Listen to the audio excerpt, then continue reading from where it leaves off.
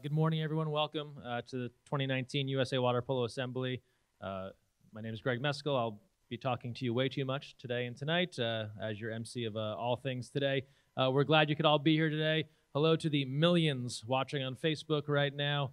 A reminder also that you can submit your questions. We're going to have Q&A later. We've gotten really cutting edge this year. You can text in your questions to 714-202-6329, 714-202-6329, and that is in your packet also. Or if you want to go old school, you can just write your question down on a piece of paper, and there's a box right by the door.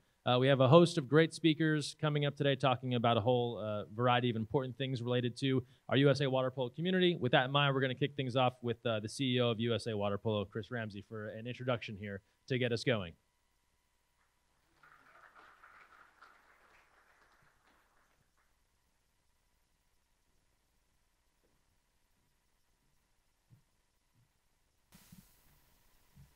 But really, less introduction, more welcome. I just want to thank all of you for making the trip down here. For those of you who came from inclement weather, I hope this was a good opportunity to get out of it for a little bit and refresh yourselves. I think it's always wonderful when we can spend time together, exchange ideas, and catch up on what's been happening. It's been a really interesting year, and there's further interesting times ahead. So what we're planning to do today is we're going to have a number of presentations this morning. That's going to, I hope, give you a pretty good overview of what's happening in the world of USA Water Polo. Then we're going to have a Q&A session, and we'll have some assembly business with a couple of articles to vote. So that's the participation portion of our program, and along with the Q&A. And then what we're planning to do tonight, of course, is have a terrific awards banquet and recognize some of the best in our sport. So it's a nice agenda for today. And I'd really like to get us started off today with a guy who's really done a remarkable job for all of you and for everybody in our sport. Harvard Water Polo, Mike Graff. Come on up.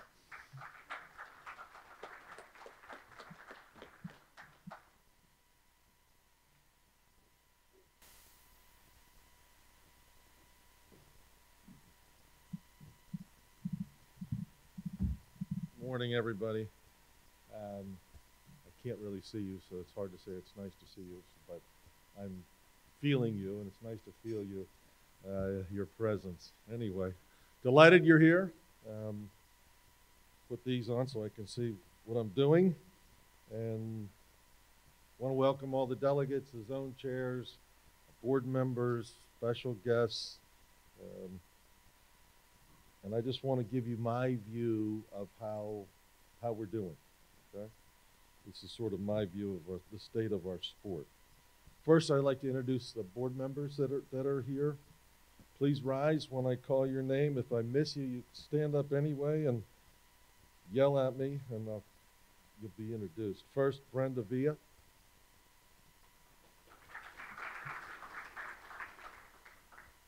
Jessica Steffens. Houston Hall, Walt Price, Bill Smith, and Peter Varelis. Miss anybody? Good. Okay. Great. I'd also like to recognize the zone chairs. I would like them to rise.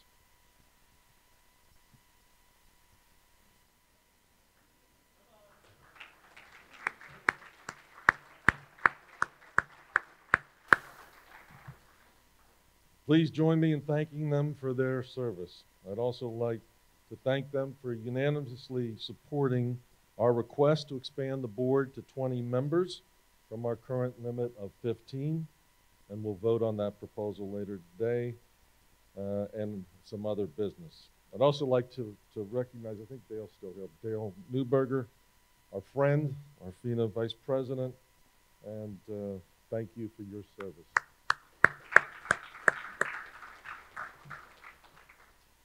Okay, so how are we doing? Our mission remains the same. We want to grow our sport, and we want to win gold medals in international competitions. So, how are we doing? We continue to grow with some mild acceleration this year. We surpassed 48,000 members for the first time, and I hope we blow through 50,000 this year. And we're one of America's fastest growing sports, both in and out of California, men and women, younger and older. We're still growing faster, and outside of California, this means that we're on our way to become a more meaningful national sport. Chris will share the numbers in a few minutes.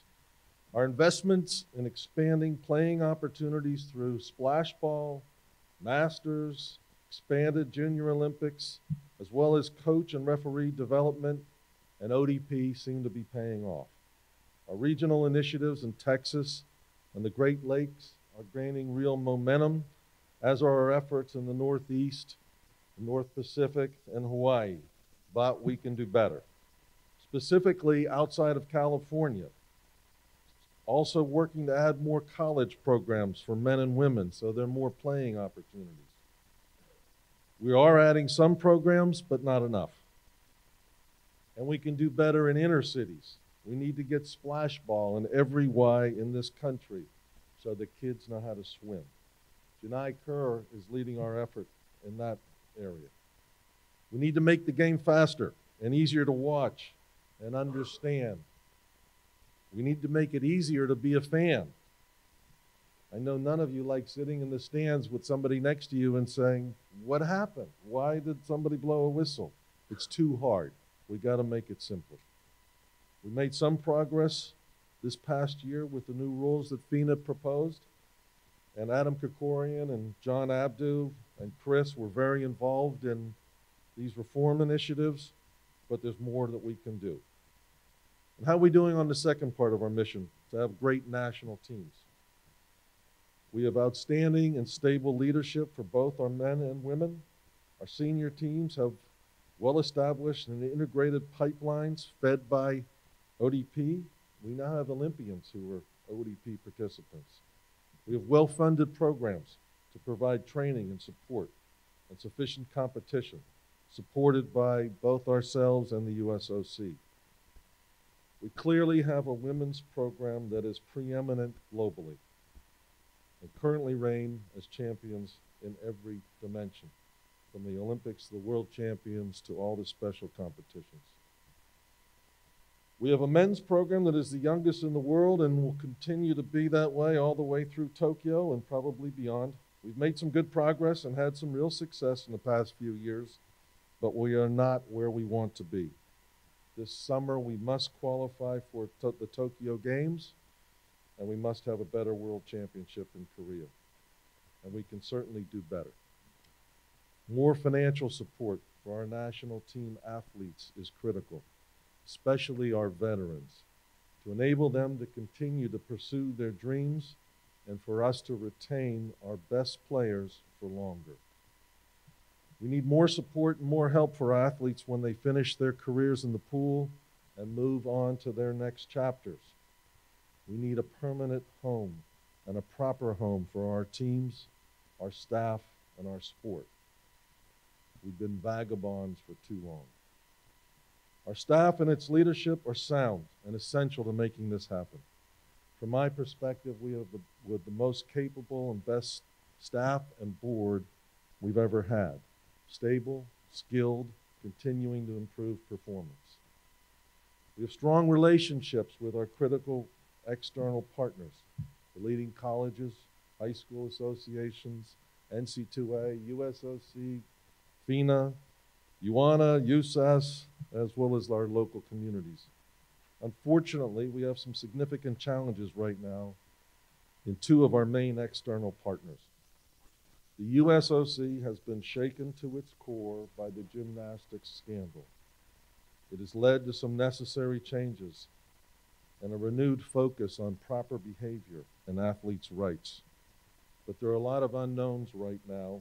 People are trying to come up with improvements and solutions, but there's a lot of delay and disarray. It'll take time. And while the USOC funding is important to us because of the way we've grown and diversified our revenue base, it is not critical, but it's certainly appreciated. and new congressional investigations promise more change and more oversight, and hopefully that's done with some thought, so that they don't impose on our ability to provide an opportunity for our members and our players to pursue their careers. FINA is being rocked as well after years of arrogance and waste by movements like the new Elite Swimming League and the drive to replace old leadership and rules in our sport with a more modern leadership group and the start of some new rules to refresh the game. But they have a long way to go. Our finances are sound. We've continued growth, balanced budgets, no debt. Now we have a surplus, but we can do better there too. Better serving our members' needs, having more competition, more coach and referee development. I'm very excited about the coach development program this weekend, and I hope it is a great success. I'd like to hear your views about it after it's done. So, thank you for my opportunity to serve our sport. This will be the last time I address this assembly as its chair. My term expires after the Tokyo Games, and we will have new leadership in place. It has been an honor to serve our sport and all of you. I thank you for the opportunity. Now I'd like to turn it over to our CEO, Chris Ramsey.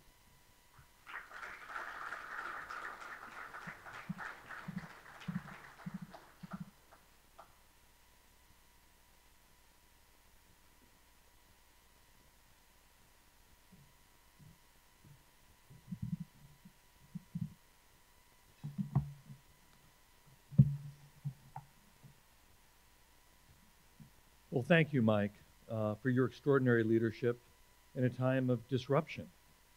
Thank you for the business acumen that you have brought to our federation, and a big thank you to everyone on our board of directors and our zone boards for your collective leadership. Each of you give generously of your time and your resources to make water polo better, and we're grateful for your contributions. Our passion is the development of teams and athletes.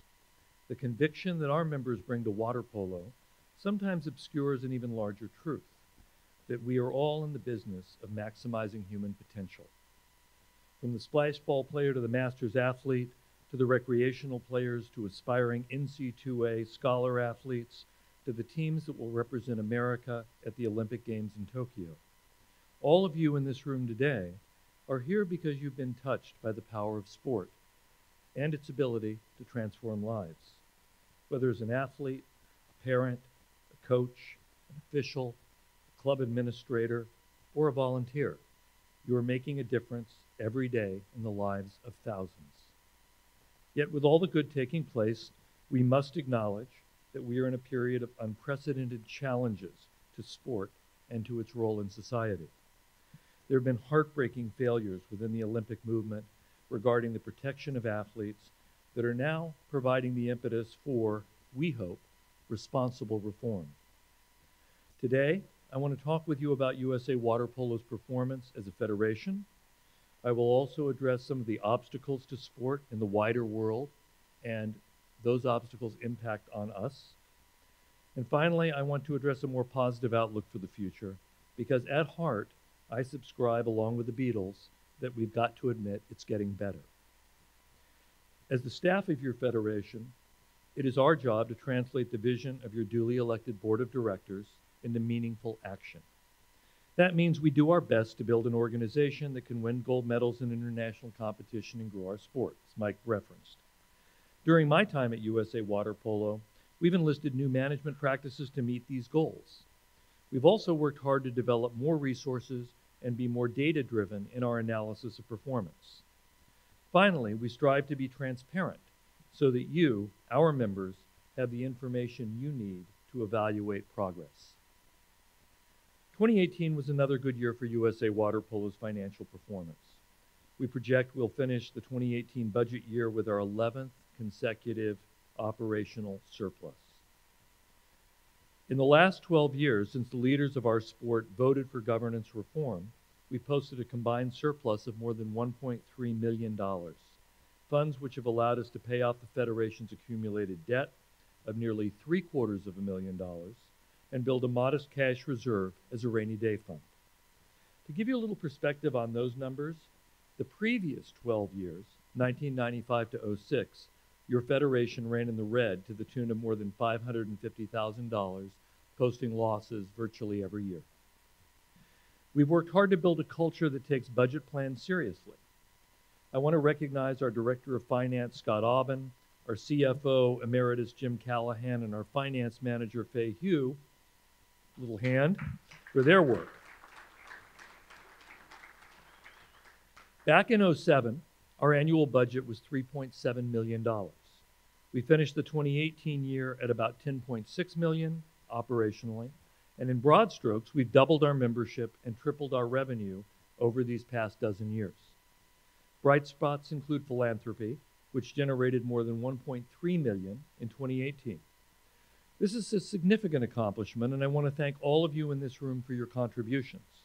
Every member of our board gives generously to our enterprise and most of our staff, and the board is only 14 of the nearly 4,000 donors who make at least one gift each year. 4,000. For those of you who are curious, our board contributed about $350,000 toward operations in 2018, which I think is outstanding leadership. Marketing efforts contributed another $800,000 in cash and value-in-kind contributions. Membership has also been another point of light. In 2018, we hit a new all-time high of 48,122 members. Trends find us generally growing more outside of California than in, and exciting new growth markets include Dallas, Houston, Chicago, Clearwater, Salt Lake City, Hawaii, and Michigan. Among developed markets, we are seeing positive trends in San Diego, Sacramento and Clovis, and NorCal, particularly the Walnut Creek, Lafayette areas. Consistent membership growth contributed more than $3.75 million in revenue, while our ODP program produced more than $1.75 million, which has allowed us to put much of that revenue on the ODP side back into our pipeline programs and teams, effectively abolishing pay-to-play. I think the other tenet you see in membership and ODP programs is our emphasis on putting member dollars to work in member programs. And I want to recognize now John Abdu, Ann Lawrence, and Brian Linton for their outstanding work developing ODP into a top flight program.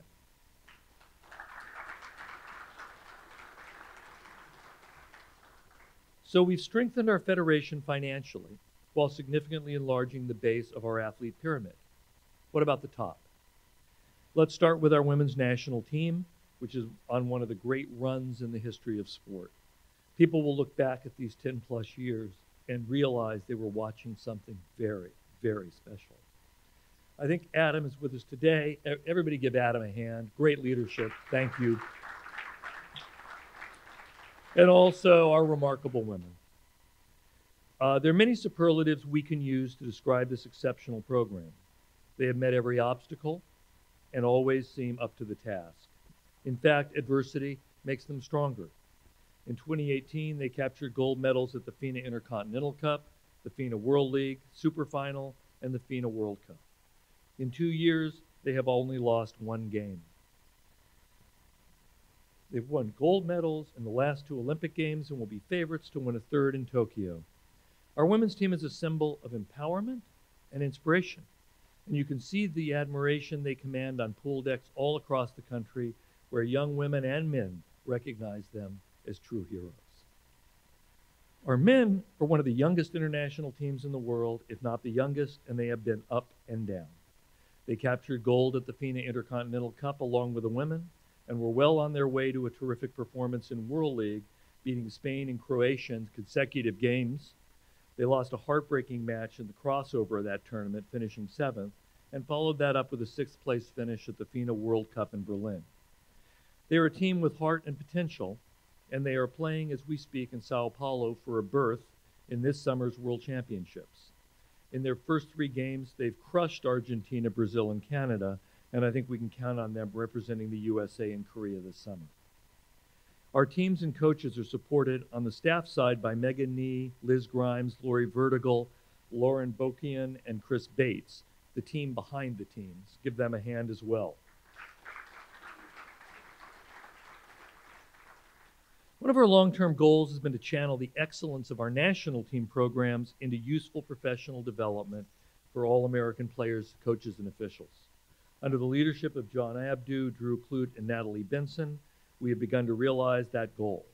This fall, we published a comprehensive coaching manual, which includes videos and teaching tips from many of the best in the business.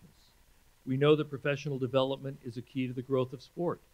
Great coaches inspire great participation, and we are excited about the impact of this effort. On the referee side, I want to recognize Lavon Demagian and Tiffany Spirito Santo for their work developing and managing our referee programs.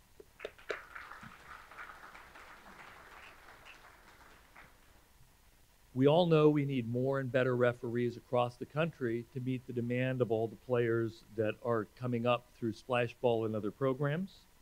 And at this assembly, we're trying to do our best to expand that with rookie referee categories and other things to make it easier to become a referee. And we hope that more Masters players will consider donning the whites and helping our game. At this assembly, we're also holding our first ever development summit, as Mike referenced, to bookend our referee certification school. It's a solid start and one that we hope each of you will help us build in the future. My own hope is that next year's participation requires a larger hotel. Many of you know the dilapidated condition of our National Training Center in Los Alamitos. In September, we signed an exclusive negotiating agreement with the city of Irvine to work towards a new center at the OC Great Park. You may have seen articles regarding this initiative in the OC Register.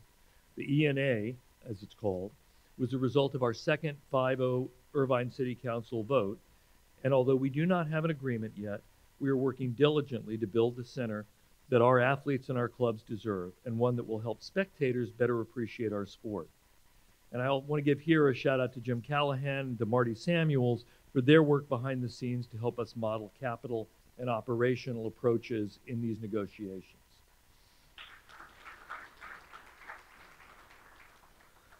I know there's been speculation regarding our efforts, and I only want to say that it is our intent to secure the land, raise the building funds, and operate the facility with new dollars. In other words, we do not intend to borrow money from operations to make this happen. I look forward to a day soon when we can share details of an approved plan with you. Believe me, I really look forward to that. I'm not quite there yet. Another area where we have made progress is marketing and communications. Greg Mescall, Cherie Key, and Robert Nielsen, take a bow. They have truly put water polo on the map in the world of social media. They produce a weekly YouTube show, The Counterattack, that's watched the world over now. Our social media numbers boast more than 150,000 subscribers and provide a platform for us to tell the water polo story every day. On the marketing side, I want to recognize our new marketing director, Nancy Atufunwa, and her colleague, Yan Lee, who help us secure more resources and tell the water polo story all the way to the 2028 games. Nancy, stand up if you're new.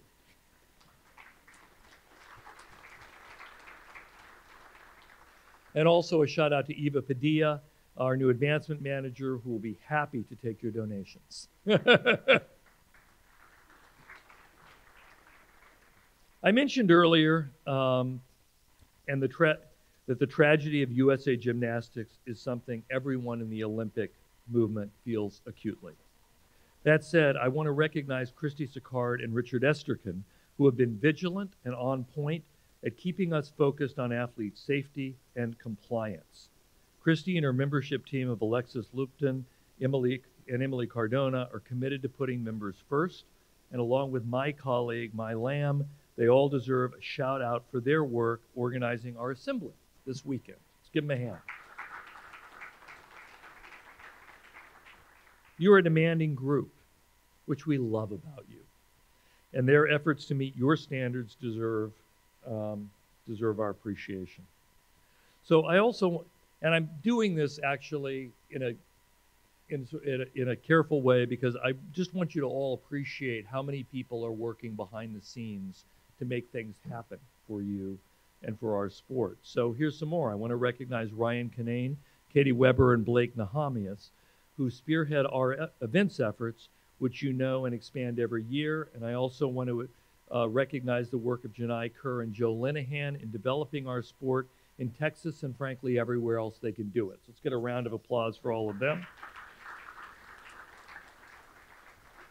Along with the professional development, events are a key to our growth, and we're really excited about the evolution of National Junior Olympics and other tournaments that USA Water Polo is launching across the country. On the housekeeping front, last weekend, after more than 10 years, we pulled up stakes in Huntington Beach and moved to Irvine. The move saves us some money since we were facing a stiff rent increase, and also allows us to combine our warehouse and office needs in one facility. Right now, we are floating in cardboard and bubble wrap, but once we get settled, we're planning to hold an open house so that everyone can come by and visit our new headquarters. As most of you know, we also reorganized USA Water Polo's management team last year. Stephanie Krogius is now responsible for membership, compliance, marketing, communications, and advancement.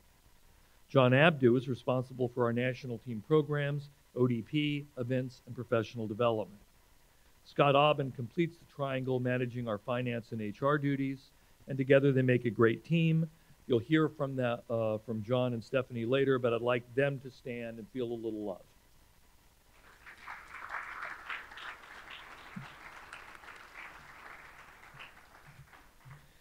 Okay, so Mike Graff is always disappointed unless I come up with at least one obscure literary quote. So I would like to invoke the transcendental poet John Donne for Mike, who said, "No man or woman is an island entire of itself. If a clod be washed away from the sea, Europe is the less." I cannot think of a more apt metaphor to share the state of our sport vis-a-vis the U.S. Olympic Committee, FINA, the International Olympic Committee, and the U.S. Congress. These are vast tectonic plates roiling the sports world, and regardless of what we do as a federation, the ground will continue to shift underneath us. The U.S. Olympic Committee has seen their chairman, their CEO, and their director of sport performance all leave within the last year. They are facing litigation from the fallout of gymnastics, challenges to the Amateur Sports Act in Congress, and continual pressure from the IOC to change. In my view, the Olympic movement is facing one big question. Should the structure of Olympic sport in America, as defined by the Ted Stevens Amateur Sport Act, be sustained, or should it be changed? America's approach to the Olympics is truly unique among major nations in the world. We compete against countries with generous government funding for Olympic athletes and programs. In the USA, the U.S. Olympic Committee must generate the lion's share of its funding from television contracts and sponsorships. Recently, following a great deal of testimony regarding the challenges of launching and managing the nascent U.S. Center for Safe Sport, Olympic leaders repeatedly asked Congress to at least fund this obvious need. They will be lucky to get a fraction of the dollars required, even as Congress demands greater and more expensive safeguards from the center. To give you some scope of that problem, the center is receiving close to 90 new cases each month. 90. In the year since they have been operational, they have amassed a backlog of more than 875 cases. Their CEO and COO have resigned, and the USOC and the national governing bodies, us included, have had little alternative but to come up with money to double the center's funding. About $5 million additional dollars annually. They are hiring as fast as they can, but as Mike noted, they have a very high mountain to climb. The problems the center is attempting to address go far beyond gymnastics. In fact, it's safe to say that the scourge of sexual misconduct, bullying, and harassment go well beyond sport, touching all areas of society here in the USA and around the world. This is why I've corresponded with you and with all of our members and parents to be vigilant. No outside agency can independently solve this scourge for us. We must all report abuses when we see them and work together to rid our world of this terrible behavior. The Olympic Committee has other challenges, and the problems just mentioned will make it hard for them to stay focused on supporting athletes and supporting teams, and recruiting top people to manage the organization. They must also contend with a Congress riven by disputes and facing its own crises. Again, in my view, the USOC will have to go back to basics, recognizing that their emphasis on the top of the pyramid, Olympic winners who can help deliver sponsors and rich TV contracts, cannot be their sole focus. The Olympics must have a broader view, because it is not winning, but competing, as de Coubertin said, that is important in the larger picture, which means to me a greater commitment to youth sport in America. Meanwhile, FINA is being assailed for its heavy-handed monopoly on aquatic events. A recent poll of nations at the FINA World Water Polo Congress admitted that 86% of participating nations believed the results of water polo competitions were not legitimate. 86%. The International Olympic Committee is fascinated by relevance. We see traditional Olympic sports being pushed out of the Olympic space to make room for ones that are perceived to be more commercially viable. Water polo is at risk, despite the very real accomplishment of adding 2 more women's teams to the Games in Tokyo. That was a significant win, but it isn't enough. Gender equity matters, and there is no defensible position for having more male water polo teams at the Olympics than female teams. We have fought within FINA to bring true gender equity to our sport, but the fight is far from over, and we hope that you will support us in our efforts to gain a fair shake for women in the Olympics.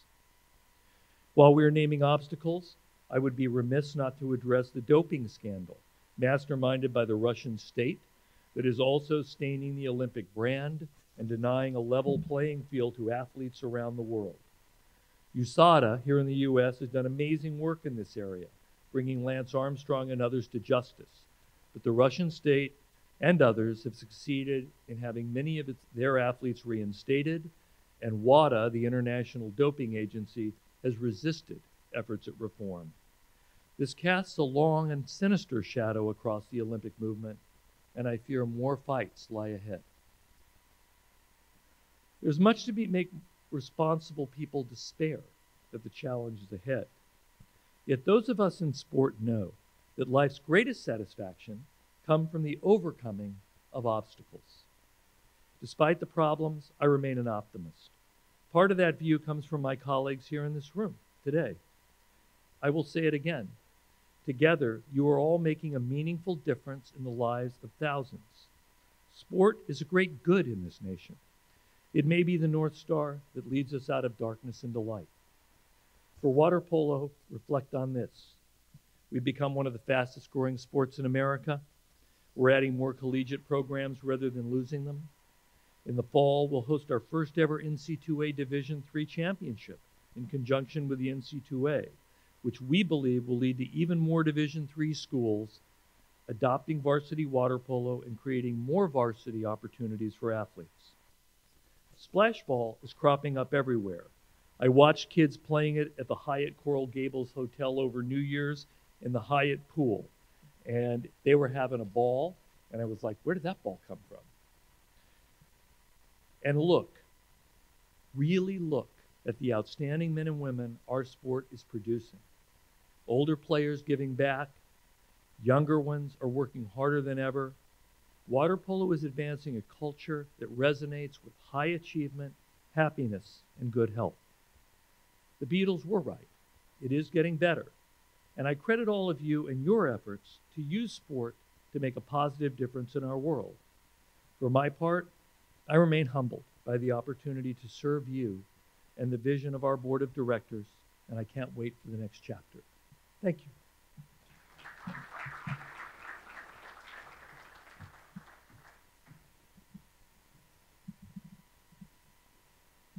Thanks, Chris. And Chris was nice enough to shout out everyone on the USA Water Polo staff. So, of course, we want to give Chris a shout out for all he does for USA Water Polo. 12 years as CEO. He mentioned the men's national team. Some breaking news from Brazil. They did beat Argentina, for those that were following on social media, 21-4. So officially qualified for the FINA World Championships. And at last check, they were playing Brazil in the final right now. Was it 6-5? John, U.S. leading at halftime. So that's currently ongoing. Hopefully they can come away there. But U.S. and Brazil both qualifying for World Championships out of that event in Brazil. Speaking of high performance, looked over at John. We're heading that direction right now. Going to get into some high performance and much more. So I want to bring up USA Water Polo's High Performance Director, John Abdu. Chief High Performance Officer.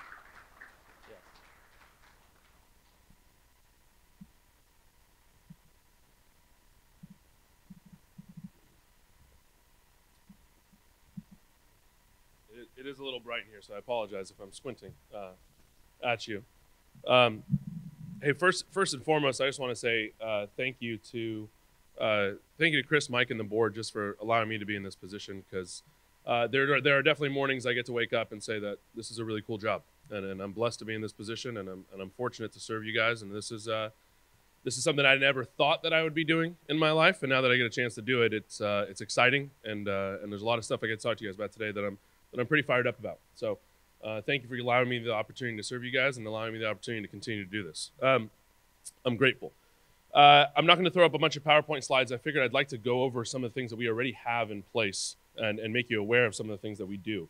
But before I do that, one of the things that I always find about being cool, one of the things I really find exciting about being in this position is I did sit in these chairs for many, many years before I took this job at US Water Polo. So getting to work with so many of you guys, I know 2 years ago at this same summit, or excuse me, the same assembly, I found Rudy Ruth was in the room, founder of high school water polo in Pennsylvania. I gave him a shout out.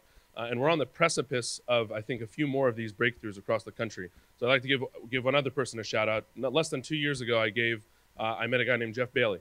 And Jeff Bailey's in the room right now. You may not know him, but him and his wife, Beth, have started a nonprofit foundation on the west coast of Florida, the Southwest Water Polo Foundation.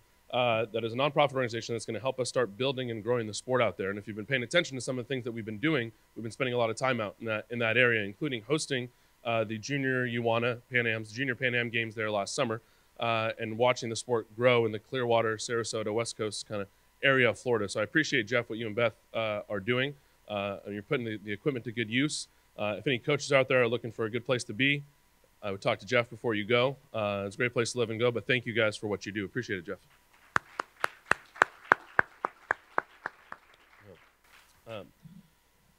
But I am going to start with ODP. I'm going to start with ODP. And the reason I talk about ODP is I think ODP is the nexus point of everything that we do. And more than anything that we do at USA Water Polo, it embraces both sides of the mission statement. So it is high performance. It is high performance. It's what we do to have a pathway, right, to make a junior national team, a youth national team, all those things, eventually a senior national team. But it's also a vehicle and an avenue for growth and professional development. So it's our nexus point of a lot of our activity, right? So it embraces both sides of the mission statement.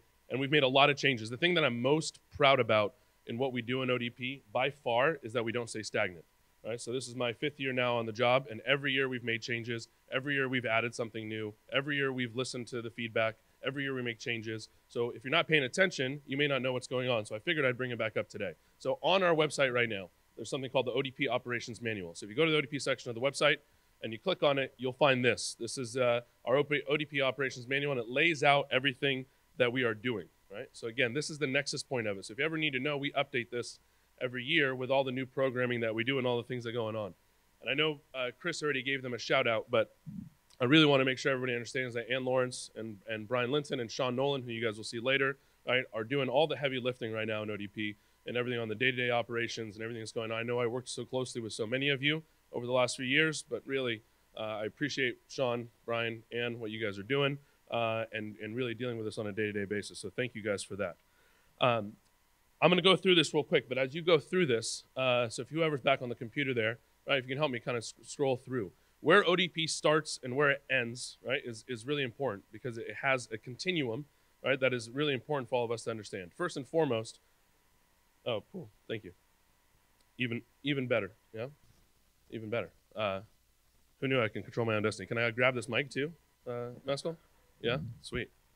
I hate standing behind a podium. I really struggle with that. I feel like it's very formal.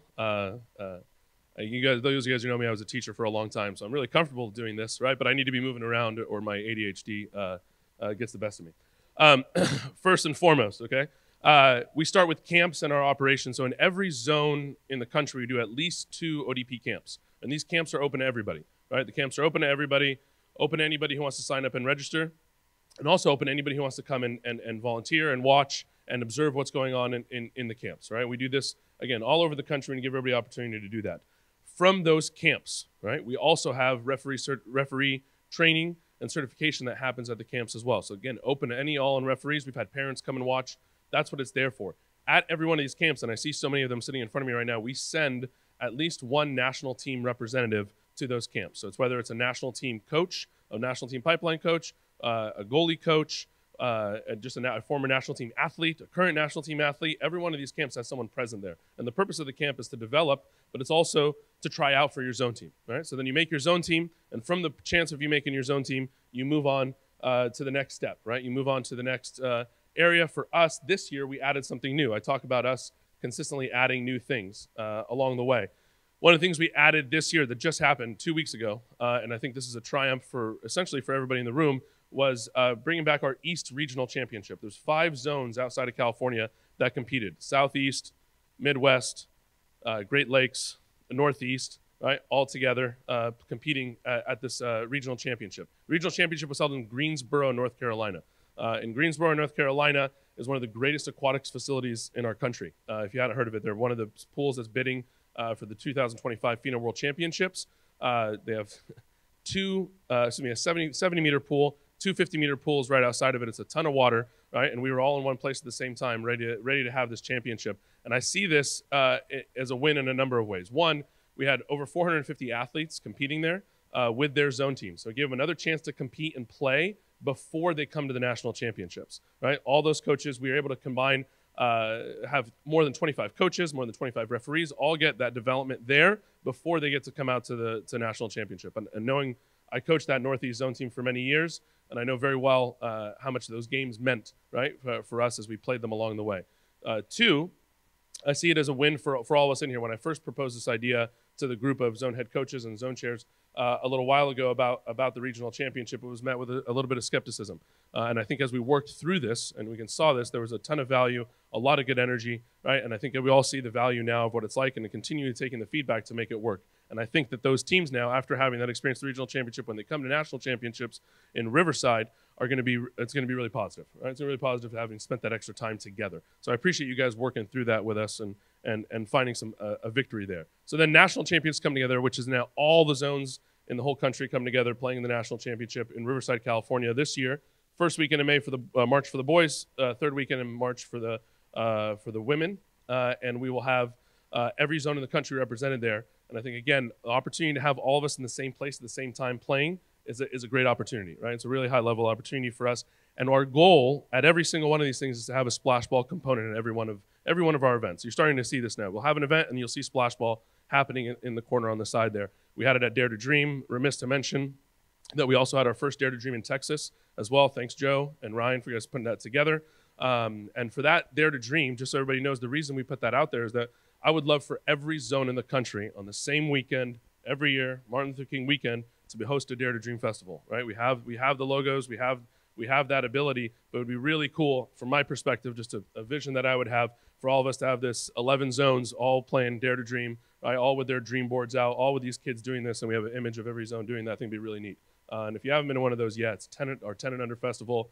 Nick, I mean, you see how many people are smiling every time we do these things. It's really fantastic. So I encourage you, if your zone doesn't have one, start one. We all do it at the same time, and I think it would be a really powerful message, right, for those kids and a vehicle for our growth of the sport. So from national championships, that's where athletes are getting selected to the national team selection camps over to NTSCs. From NTSC, something new, another new program that you may not be aware of. We started something called the Futures International Program. We did the first iteration of this last year. So again, constantly changing and adapting to what we're doing. Futures International, those athletes that were not selected to their final national team. So if you didn't make a youth team, if you didn't make this is last year, and I'll talk about what we're doing this year. If you did not make a youth team, you were invited to train.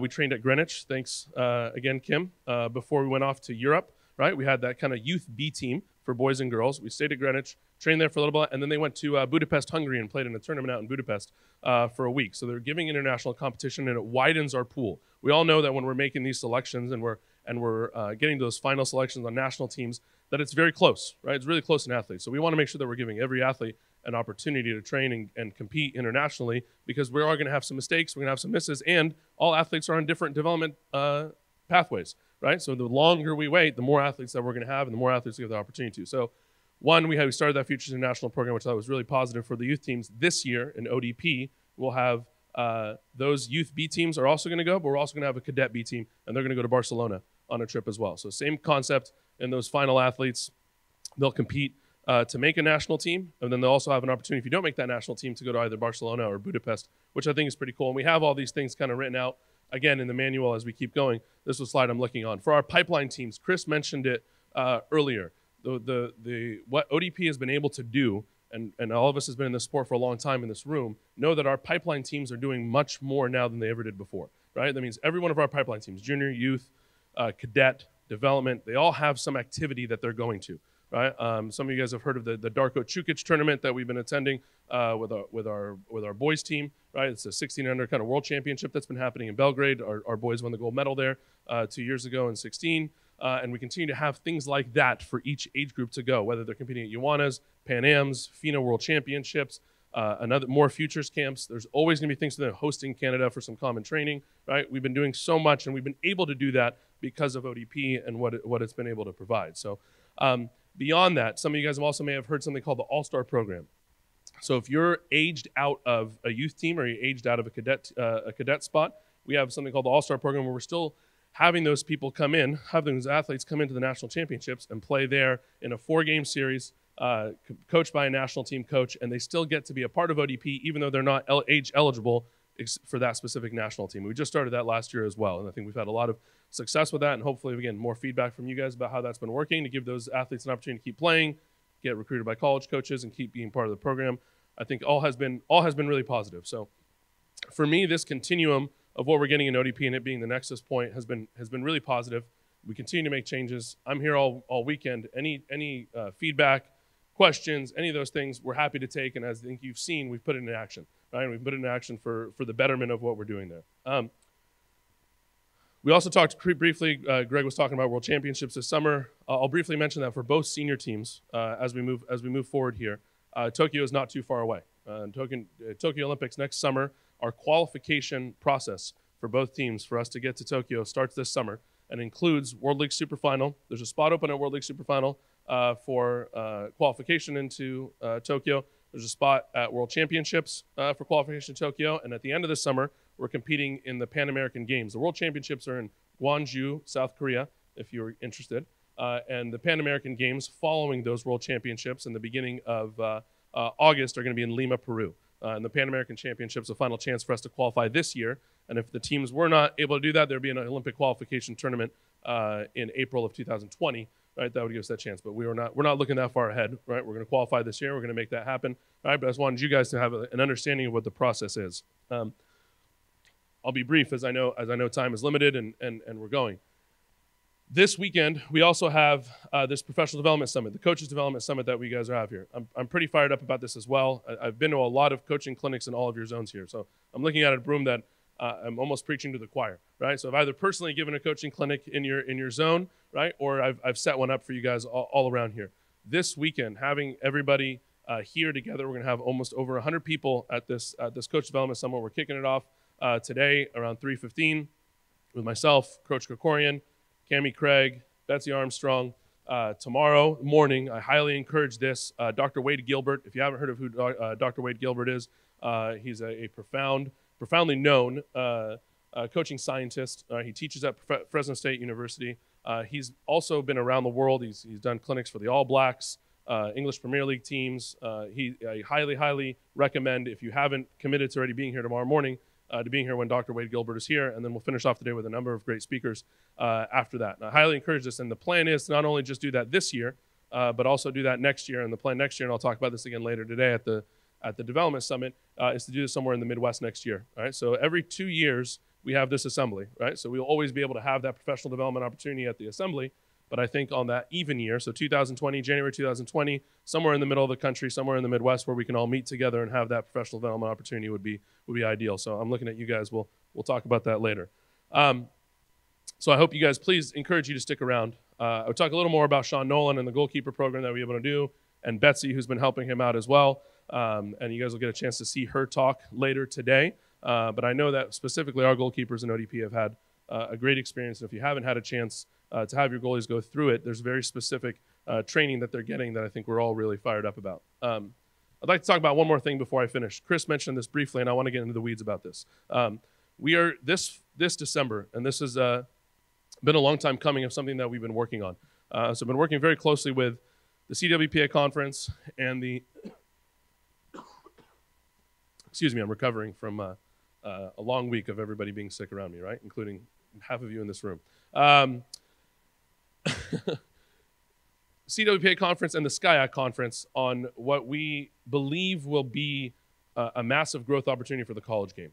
So a Division III collegiate national championship. So I'll take you back into the methodology that I've been using to get to this point, right? In 1997, men's volleyball started something called the Moulton Championship, right? And the Moulton Championship was a Division III national championship separate from the NCAA.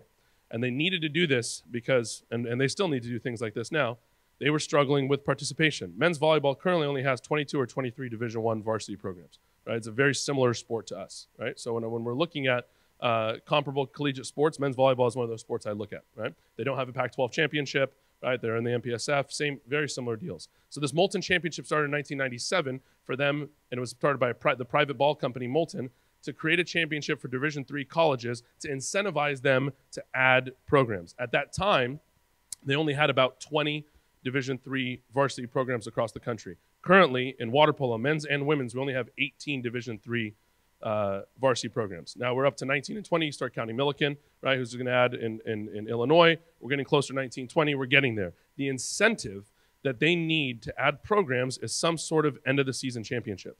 Right? So what we've done is we've set aside some resources. We've worked with the conferences. We made a deal with the athletic directors at all these schools, all the presidents at these schools, at the current Division III schools, to agree to compete in this Division III championship. The goal is this. In 1997, when the Moulton Championship started for men's volleyball, it took them 13 years. But 13 years later, the NCAA officially sponsored that championship. All right? And from the 18, 19, 20 programs they started in 1997, 13 years later, they had almost 50 Division III programs. Now, can we follow that same model? Can we follow that same path? That's the goal. So by having this out there and getting aggressive with these Division III institutions who are enrollment-based, looking for students, looking for opportunities to get more applications into their university, getting more students that are going to pay tuition to be there, we're working on that. And the goal is by the end of this that we have the opportunity to have, again, over 53 Division III programs that'll be able to do that. Yeah, Rachel. Men's and women's. Yes, men's and women's. So, yeah. Yeah, that's all right to clap about that. Yeah. Thanks for the slow clap, Peter. That's how it started. Yeah. Look, I think the win here of having the men's and women, so the idea, I'll get more into the details of this so you can see. The men's Division III championship will happen at the same time as the Division I championship. So it'll be this December, right? It'll be this December, and we'll have a rotating host between the CWPA and the SCIAC conference of who will do it. The first men's one will be this December. First women's one will be in the spring, so it's in the academic year, right? So the same academic year we're starting, the 2019-2020 academic year. I couldn't be more excited about this because I truly believe we've already seen the results of this, that the growth of the collegiate game is going to start at the Division III level, right? If we can expect to see more colleges add varsity water polo across the country, we have to start with the Division III level, right? And if we can get 50, 60 Division III programs over the next, 8, 9 years, at the worst, right? Adding varsity water polo, we'll start seeing participation trickle down in those states as they needed. And then when we're talking to the big Division I schools, which we do a lot of, right? When I'm talking to University of Florida, when I'm talking to University of Texas, you talk to these schools who shut the door on you right away. They want to know how many kids are playing water polo in that state in the first place. And we know that the ecosystem starts with the college game and is going to trickle down. And this is a really integral part of the ecosystem. So I hope that you guys can show up to this. We're going to have a clinic for those athletes who are going to be a part of this. Part of the process will be to have a clinic with all the Division III coaches at the Division III championship so the athletes are more aware of what the Division III schools have to offer. And this is a win for the College Coach Association, the conferences, and the NCAA is watching us closely, and hopefully it doesn't take us 13 years like it did men's volleyball, right, to get this to be adopted. So I'll stop here. I know I'm here all weekend. I'm happy to be here again, discuss all these things with you. But just know that when we do programming, we're doing it for you guys. We're doing it for the betterment of the sport. And I hope that we continue to try to do more and more things together as long as we have the energy and the will to do so. So thank you guys for allowing me to do this.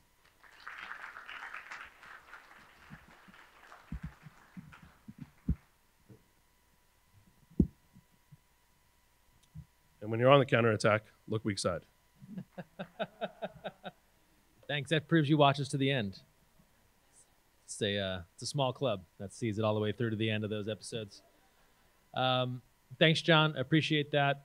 Just a reminder, we are accepting questions. They are due by noon. So if you have questions, make sure you drop them off in the box, or you can text in 714-202-6329, 714-202-6329. I should probably say something like standard messaging data rates may apply or something. But so we have a little break coming up here. Right now, actually, it's about 10 after. So we'll take a 10-minute break here, and we'll come back at 10:20, and we'll get into some more assembly fun. So we'll see you back in a few minutes. All right, so as we get things restarted here, John talked a bit about the ODP East Regional Tournament that we had in Greensboro, North Carolina. That was a very successful event.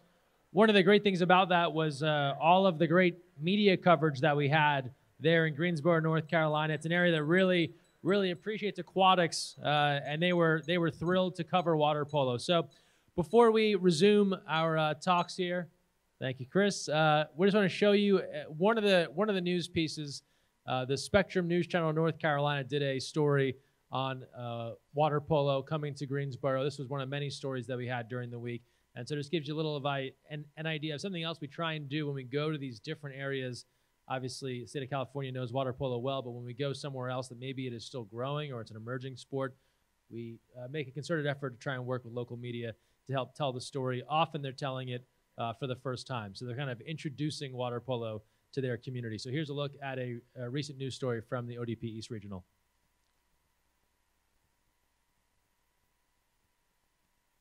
Well, a sport that you see every 4 years of the Olympics is spreading its roots throughout the country. Water polo came to Greensboro this week for the first ever Olympic Development East Regional Tournament. Our own Eddie Hughes was there and shows us how the game continues to grow.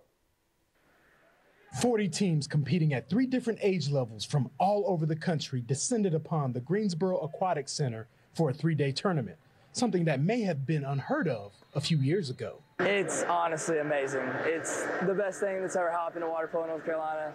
It just puts a smile on my face, and it's unbelievable. The fact that a tournament of this size came to North Carolina just shows how much the sport is growing. I started like 3 years ago, and we had like 10 kids at practice, and now we get a lot more. We just had a clinic where we had like 45.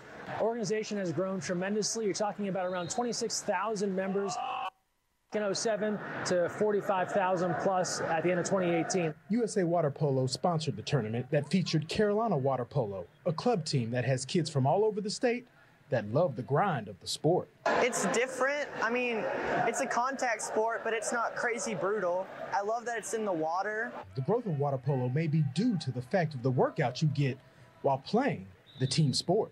If you like to be in the pool, if you don't want to be outside sweating somewhere in a land sport, you're in the water. Maybe you're sweating, but you don't even realize it. You're playing in the water. You're with your team. You're having a good time. There are just so many great things about it. California is known as the epicenter, but the goal for USA Water Polo is to get the regional sport all across the U.S. While it is popular in places around the country, California, Chicago, Florida, New England, we want more cities to be popular with water polo, more places to embrace the game. We think North Carolina, the Carolinas in general, are ripe to do that. In Greensboro, Eddie Hughes. So there's a little look at some news coverage there. That's maybe our new marketing slogan: contact sport, but not crazy brutal. So from there, we're gonna move right on. Gonna welcome up our Chief Membership and Advancement Officer, Stephanie Krogius, for more here at the Assembly. Stephanie. Good morning, everyone. Nice to be here again. Nice to see everybody. I had a chance to talk to many of you yesterday, a little bit this morning, and I look forward to connecting with those of you who I haven't talked with yet. So Chris mentioned I'll try not to be redundant here, actually, but as I've been listening to Chris, John, the remarks that are made, I feel like we're all presenting the same thing, but in a different way, and I think that's positive. I think we're all aligned in our mission and our goals. But the first thing I wanted to share is that, yes, we did move. Our contact information remains the same, so customer service, same emails, same phone number, but if you're sending materials, if you want to come visit us to help us unpack, we would welcome that.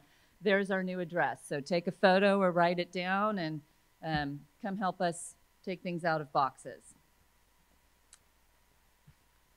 Okay, first thing I want to talk about is a brief overview of membership, or I should say high level. And this slide is the growth percentage. I'm going to move fairly quickly to growth number, as I think that's a little easier to understand. But take a moment to congratulate everybody in this room. Our mission, half of our dual mission, is to grow the game.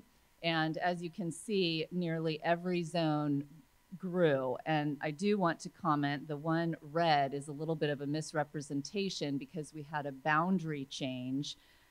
So coastal California lost some people as a result of that, and really they stayed fairly flat. So I think it's fair to say that every zone grew significantly or modestly. The next slide is what I call units, the people, and some particular things to note. We closed the year at 48,122 members, which is an increase of nearly 3,000 members. So again, job well done. And I can speak on behalf of the whole staff, and I'm looking at Christy also, and wherever Ryan is, but Mike, we accept your challenge. We're gonna surpass 50,000 next year, so we'll do it. Couple key things to note. The Pacific Zone is now our largest zone at year end. They'd been doing well, and we were seeing that in certain months, but Pacific Zone is our largest zone. Also a shout out, yep, round of applause.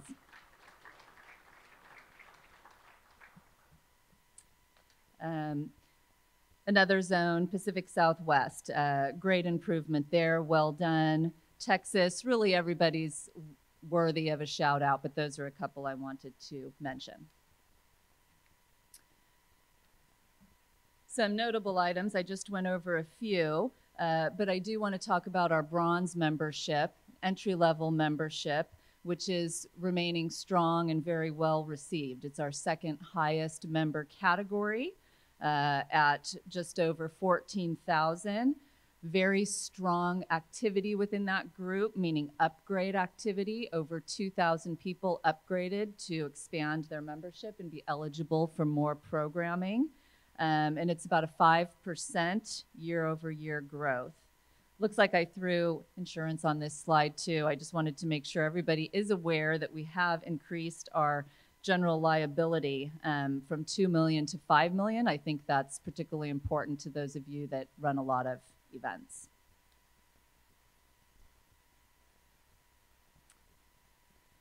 Fall promo.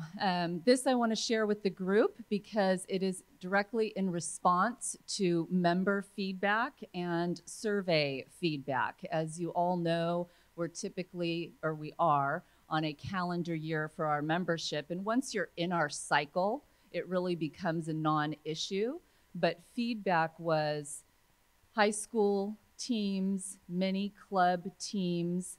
Our ODP activity begins in those September, October months, and it was difficult to encourage your constituents to join at that time facing a renewal in the next month. So I hope you're all familiar with this program. It's been very well received. It's essentially a 15 or 16 month membership beginning in September, and it basically comes with a prorated rate, about a 30% discount. And like I said, it's been well received. We had 1,692 sign up for that promotion this year.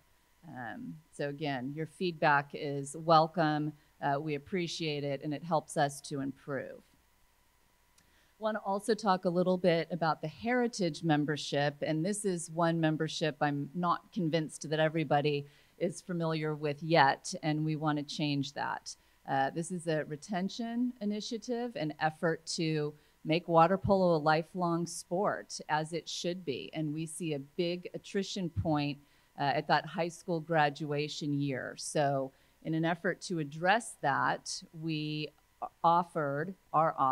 continue to offer a heritage membership. It's a free 2-year non-competitive membership to keep people interested in the game. They get select and limited communication. We've got a program online where they can sign into their dashboard and follow their peers, see where everybody is either playing water polo, not playing water polo in college. We hope to expand that to what are they doing in their work life. After 6 months, an incentive to join is a 20% discount to upgrade to a young professional membership, to a coach membership, to a referee membership. So very affordable. And just to give a little background on this, we did take the time. This was initiated 2 years ago, but myself and my colleagues spent about a year interviewing this segment of our constituent group, the 18 to the 23-year-old, and we asked the question, what are you interested in? What would make you, want to stay involved in water polo, want to keep your membership?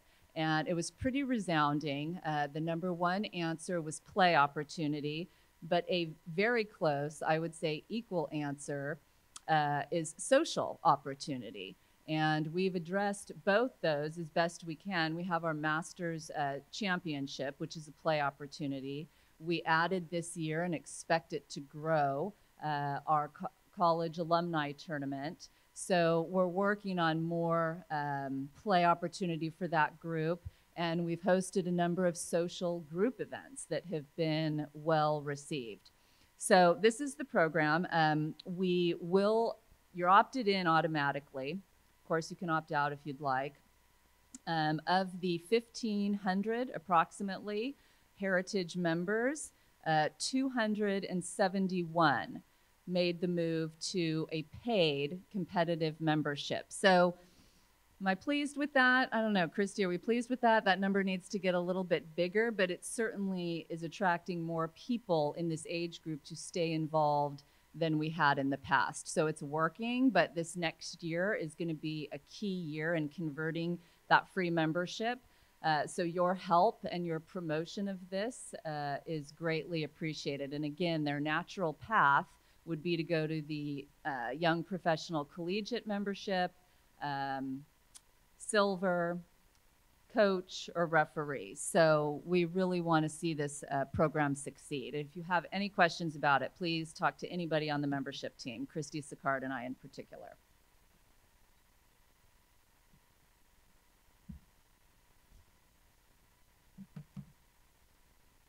Okay, 2018 survey. We did our survey a little differently this year. It was 3 parts. They were a little shorter. The hope was to do a deeper dive and also to get a higher response rate. We did do a deeper dive, and the response rate remained fairly flat. Not bad for a survey. We were at 9.7%, so that's a pretty good response. Our top respondents, as typical, are parents of our athletes. And I will note, because again, 2 years ago at this assembly, for those of you that were here, you may remember we had some breakout sessions, and one of the topics was communication. And we hear a lot about email. We're getting a lot of emails. Some are relevant, some are not relevant. We really made an effort to respond to that and be very specific in our subject lines, letting you know who these emails are for, and using our filters even better. So I hope you've seen some improvement there. Having said that, by result of these surveys, by 87%, our members prefer to get emails. So people like getting emails, the links are in them, it's their preferred method of communication. I'll add that our new chat feature had a 10% increase, so people are utilizing that. Okay, a little more on the survey. So membership satisfaction, again, while we always want this number to be as high as possible, I think we can give ourselves a pat on the back. 93% is not bad, it's acceptable. And it's also important to note in these surveys that this percentage includes those who didn't respond, the non-applicable. So this isn't out of 100%. There's a ceiling at 97. So, you know, we want to do better. We want to change that to 97, get 100%, but, you know, 93 I think is a job well done by everybody. Top reason for joining is play opportunity, as you might expect. The reason I chose this slide, though, is as you've heard from John, as you've heard from Chris, as you've heard from Mike, our growth strategy focuses on two things. More events. We believe events drive growth, and we need more coaches, referees, and administrators running events. So that's our strategy, and you know, we are working towards that. Our events team will be adding events. We're going to be bringing more regional and national events outside of California. That's a commitment, like the one in North Carolina that you just saw. I believe it was Mike who mentioned, under Janai Kerr's leadership, we are reinvigorating our splash ball program.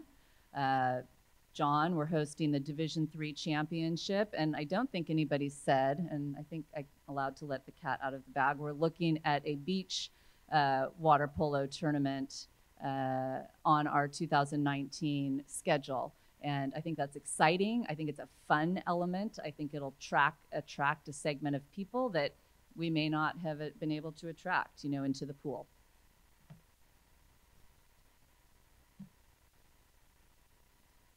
Okay, do you feel there are enough participation opportunities in your area? Okay, not bad, but we need to turn those no's into yeses. Again, the good news is this is our strategy and we're tackling it head on, more events.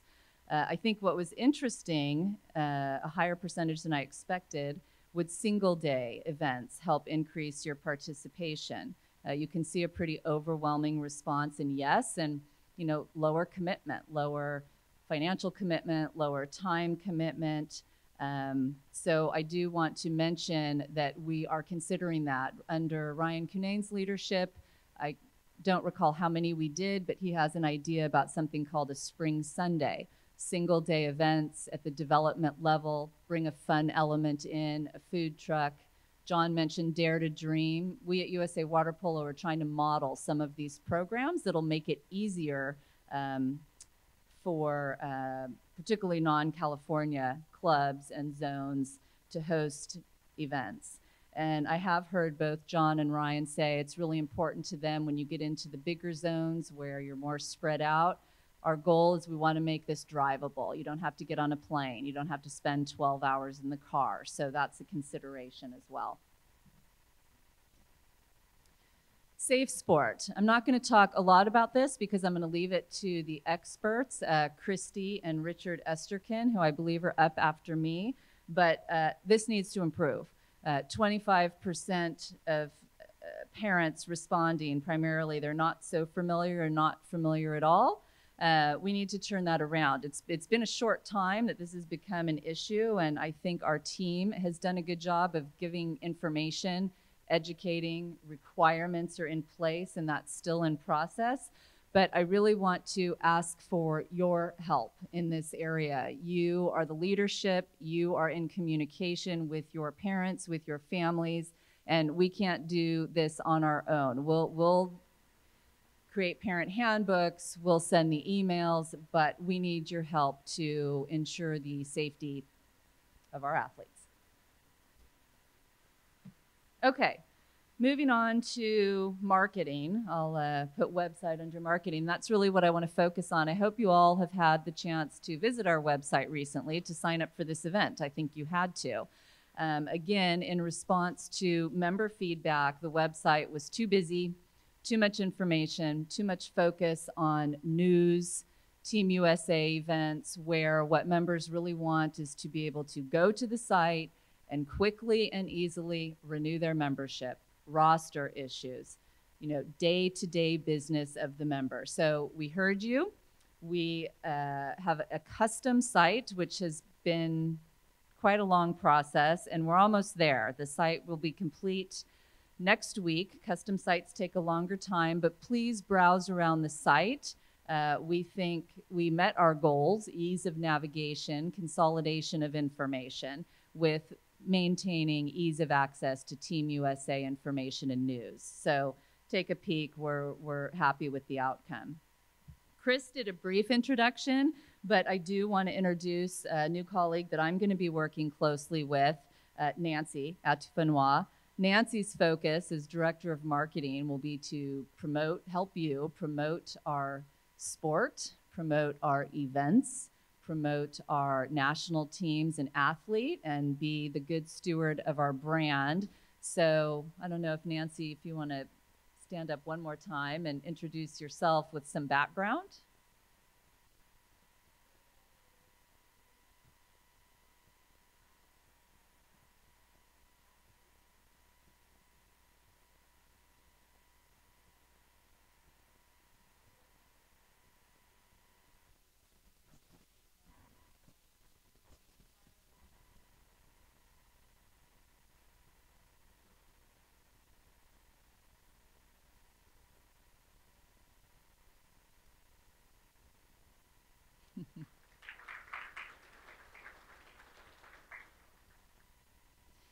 Okay, so I've touched on membership, marketing.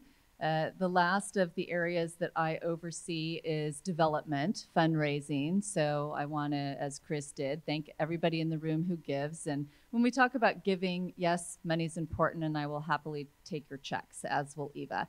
But I like to talk about time, talent, and treasure. And every one of you in here does 1, 2, or 3 of those things. So thank you to all of you. And if you do want to learn more about our giving program, I'm happy to talk about it. I'll suffice to say today, it's significant. When we plan and we budget, 10 to 12%, depending on the year, of our revenue is from charitable giving, not charitable giving, philanthropy. The membership revenue is significant, but it gets us only so far. If we want to continue operating at a very high standard, if we want to execute very important initiatives like professional development, growing the college game, providing scholarship at every level, which we do now. We've been able to say that for 2 years, so money is not a barrier to participating in water polo and to funding our national teams. That's a key component. In the past, it hasn't happened a lot, but I've had some zones approach us to partner on some fundraising efforts. And while we don't have a program in place for that, I am very open to talking about it. And I think it would be different in every zone anyway. So if you have interest in working with myself and Eva to raise some funds, please call. Okay, let's finish with some fun photos. That is the Olympic slide. So as John mentioned, the Olympics are not too far away, and we're going to qualify our teams and look forward to Tokyo 2020. So I thought I'd just share my team along with the high performance team. It's a collaborative effort, sort of manages our friends and family program, so that certainly extends to all of you and anybody who would just be interested in following or interested in attending. So the Tokyo venue plan is kind of unique. It's what they call 2 zones, and they've got a story behind it. The Heritage Zone, I think it's labeled, you can see it, are the iconic venues, much of the enduring legacy of the 1964 games. And then the Tokyo Bay Zone is newer development. It's their model for innovative urban development and symbolizes their vision of the future of the city. Further, the 2 forms form kind of an infinity, and what they've done, it's not marked, might be marked on the next slide. The intersection of the 2, you see that round symbol, that's actually the athlete village. So the idea is the intersection of the infinity, and then from the athlete village, slightly lower to your right, will be the water polo venue. And I think I've got a few photos of that.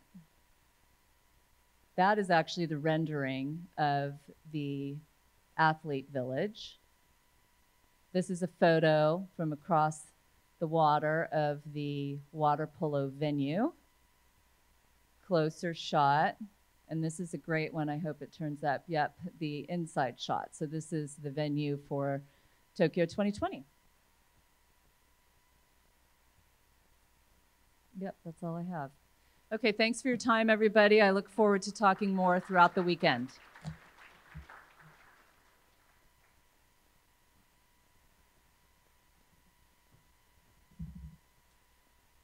All right, thanks, Stephanie. And now we're going to move into our Safe Sport briefing. And so with that, we'll bring up Christy Sicard, our Senior Director of Membership Development, and Richard Esterkin, our counsel. And they'll be right over here.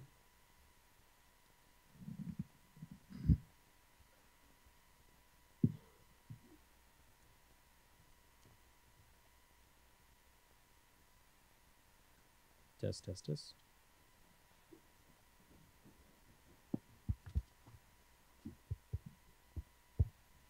Test.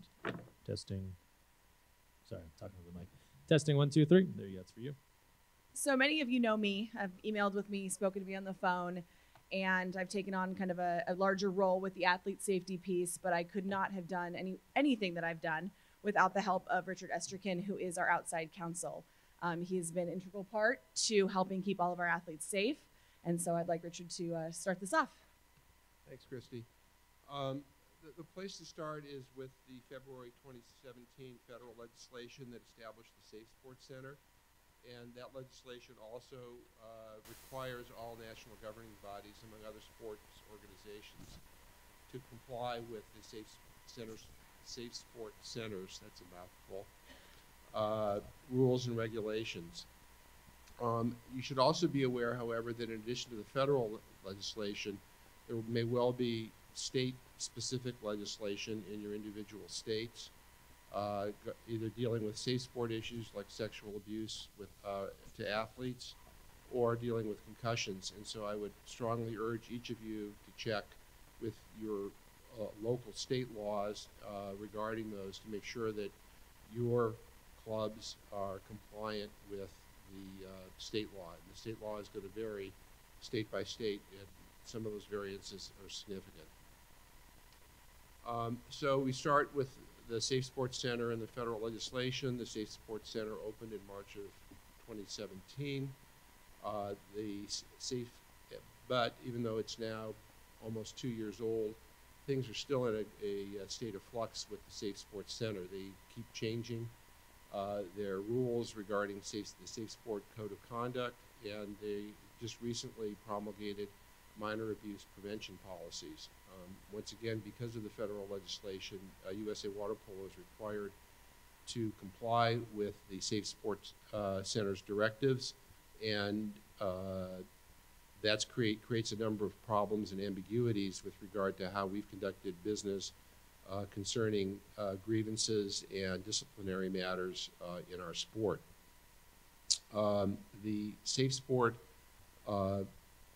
Code of Conduct essentially breaks down into two different components. One is sexual abuse and sexual misconduct, and the other is bullying, hazing, and physical abuse, conduct of that type.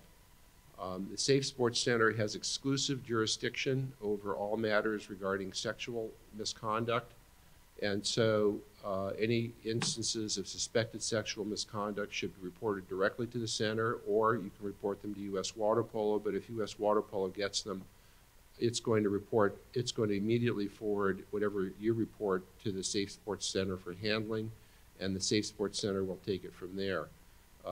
This has created a number of problems in terms of the administration of the center.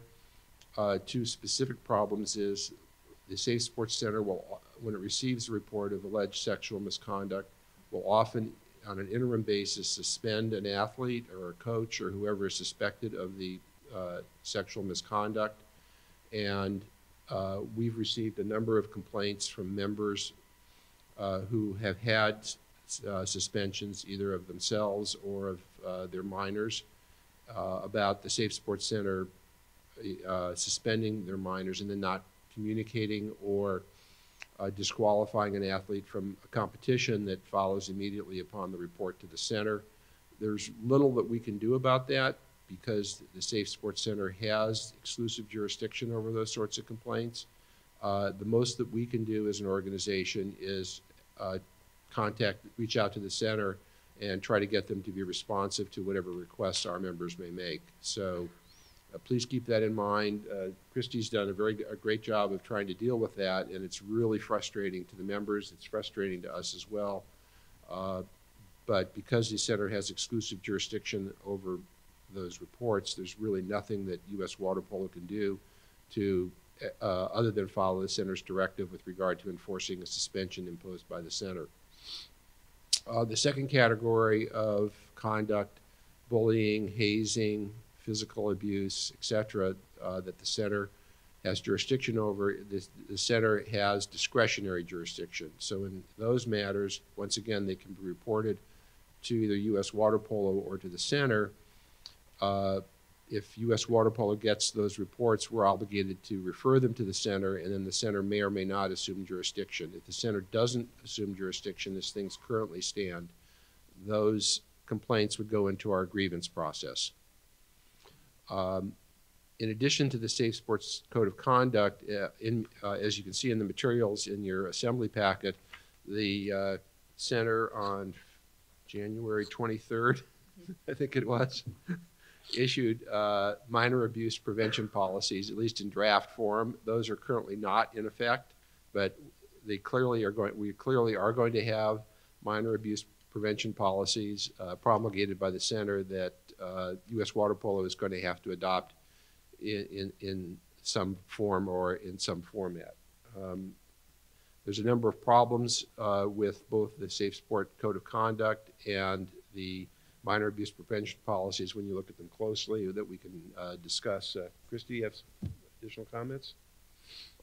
Just that we will be working, and we will, please bear with us as we go through and create and adopt our own policies. As Richard mentioned, we're trying to make it more water polo centric so that the terminology and words we use do apply to our athletes and to the way we conduct our business. But all of these do have to be approved from the center before we can release those. But of course, athlete safety is a priority for us, and so we hope that everyone will take this seriously and work with us to make sure that our athletes are safe.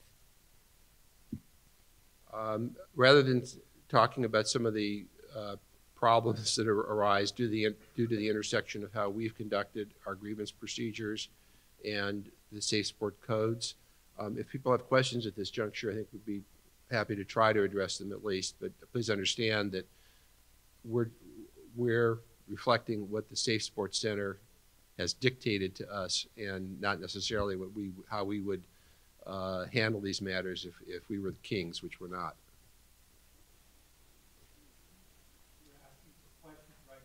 Yes, if you have questions about what we've talked about so far, we'd be happy to address those, rather than get into the weeds of some of the problems of the intersection between the center and our organization.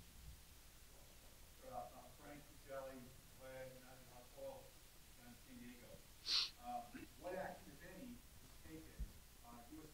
Safe Sport, USA Water Polo, if an official complaint is deemed to have no merit? A complaint within the Safe Sport Code you're talking about. Yes. And let's maybe just to make it a little more concrete, a complaint regarding sexual abuse? Oh, I'll say either. Parent A types up a complaint, and after investigation or review or a hearing panel, it's determined there's nothing here. Right. Parents, So yeah, let me speak to what's happened with the center, and specifically with regard to claims of sexual abuse or sexual misconduct is maybe a better term. It's broader.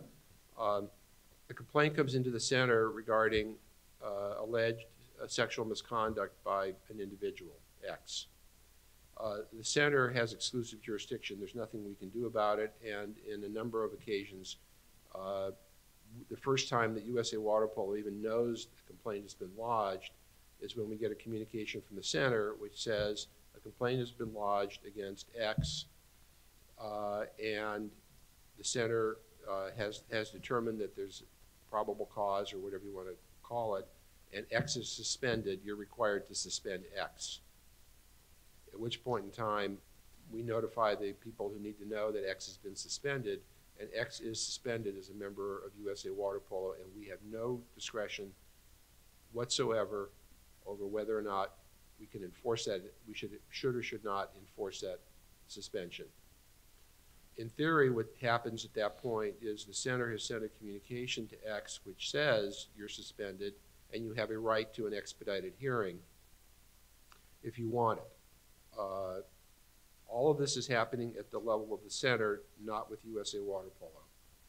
The center then is supposed to conduct an investigation to determine whether or not the allegations in the complaint against X have merit and reach an ultimate conclusion as to whether or not the complaint was meritorious.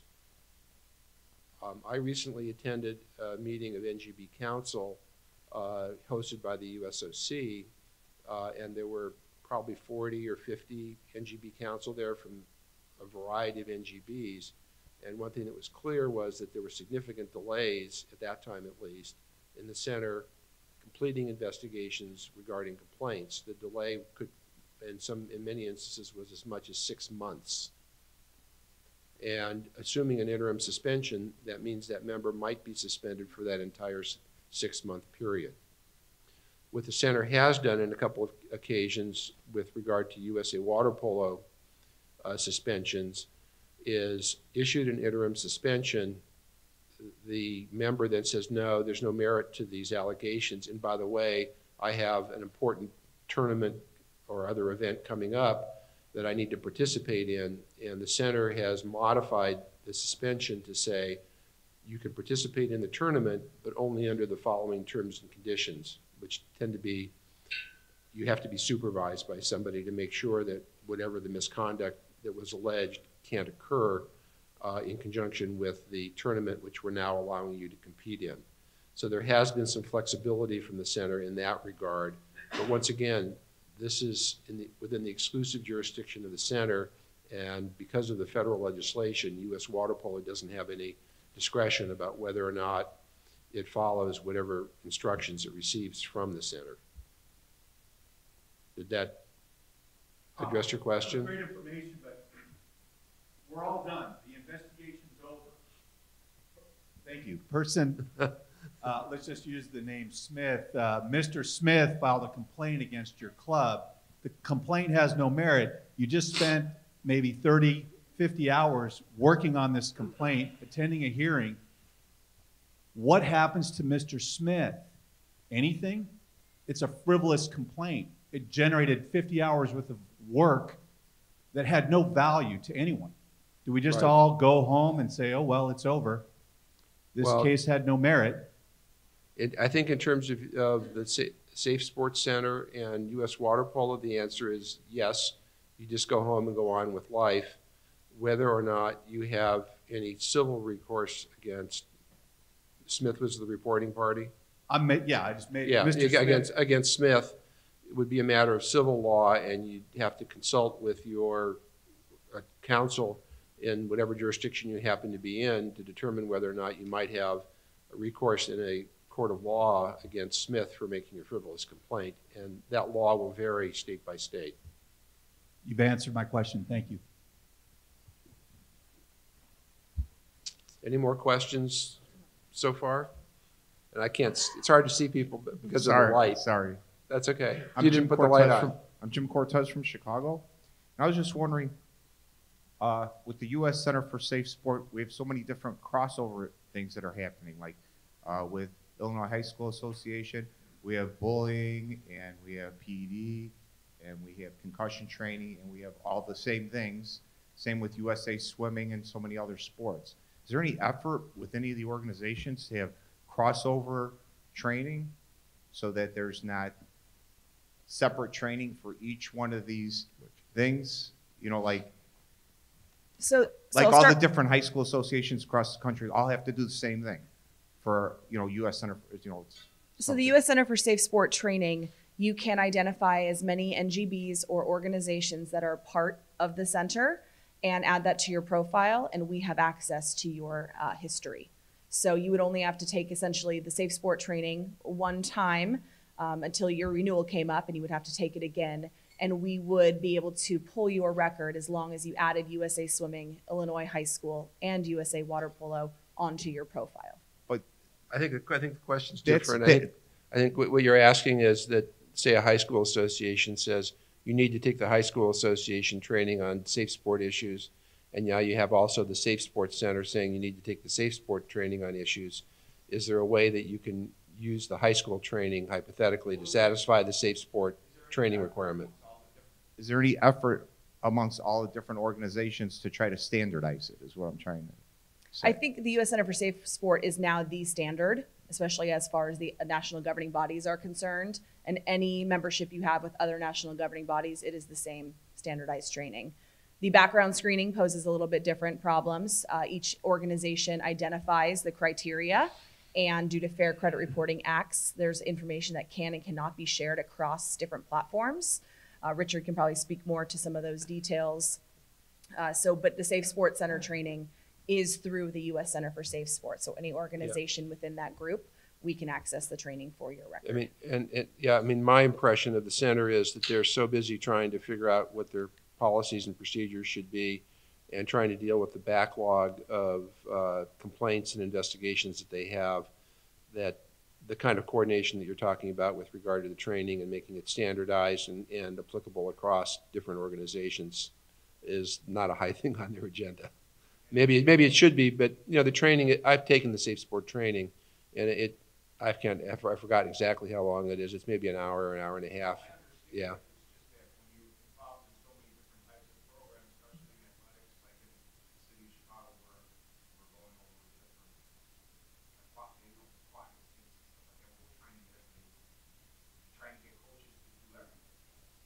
Yeah. I understand the issue. My guess would be, frankly, that you'd probably be better off trying to work from the bottom up, meaning the local organizations and the high school associations to the center, rather than getting the center to try to reach out to the multitude of local organizations that they'd have to, since the center is a national organization. But the center's got much bigger fish to fry than that at the present time, and something like that probably should happen, but if it happens, I don't think it's going to happen for a long time. There are some organizations, I spoke to someone from Michigan high school associations that is working with the U.S. Center to get their high school underneath the center, so the training would essentially be the same. Let's say, go ahead.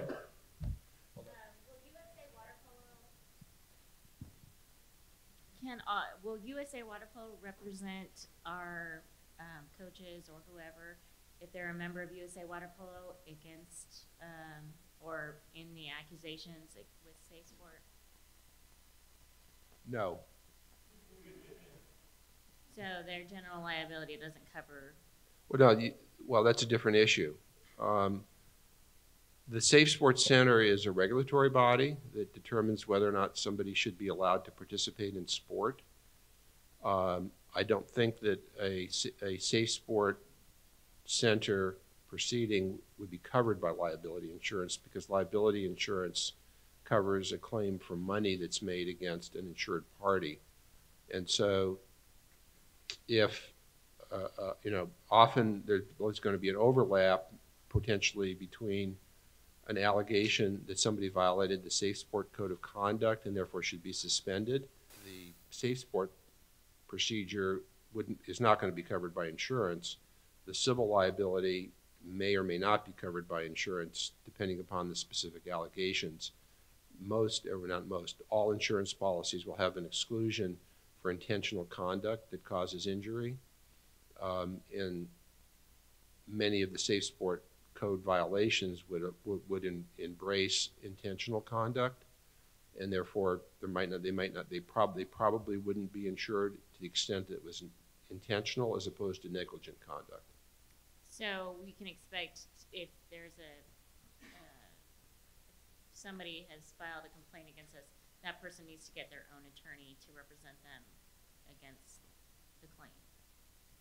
With respect to the Safe Sports Center proceeding, they would be on their own to deal with the center. With respect to the Safe Sports Center proceeding, with respect to a civil lawsuit, if the complaining party filed a civil lawsuit, then they might have recourse to insurance to obtain defense counsel in conjunction with the civil suit, but not in conjunction with the Safe Sport proceeding.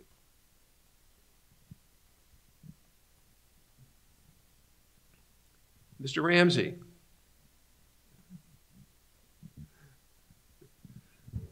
I just thought this might be a helpful question.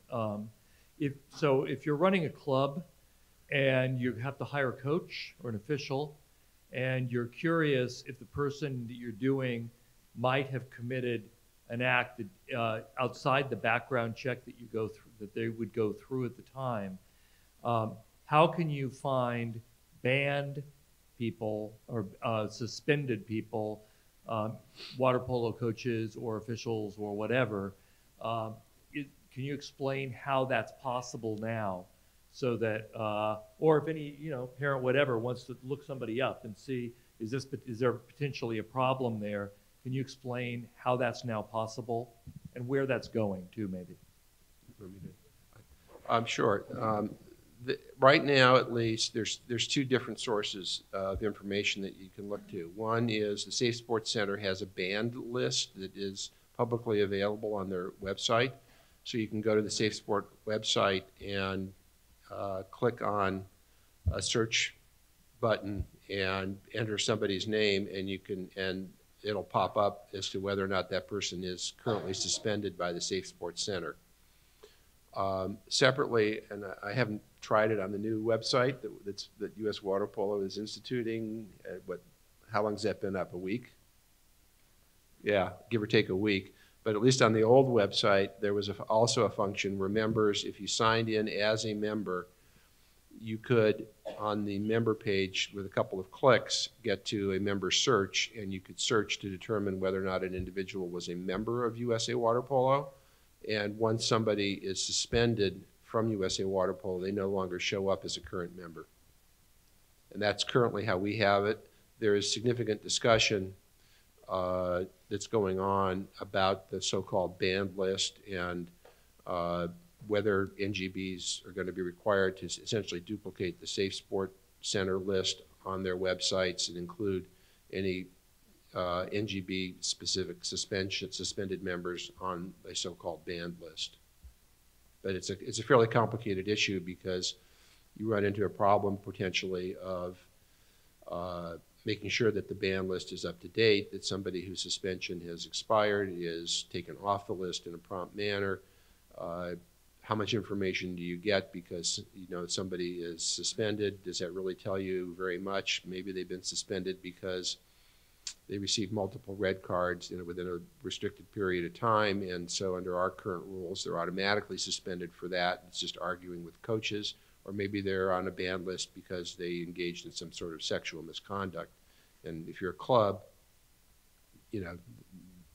those two different kinds of offenses obviously raise different concerns. And you wouldn't be able to tell which from a simple ban list.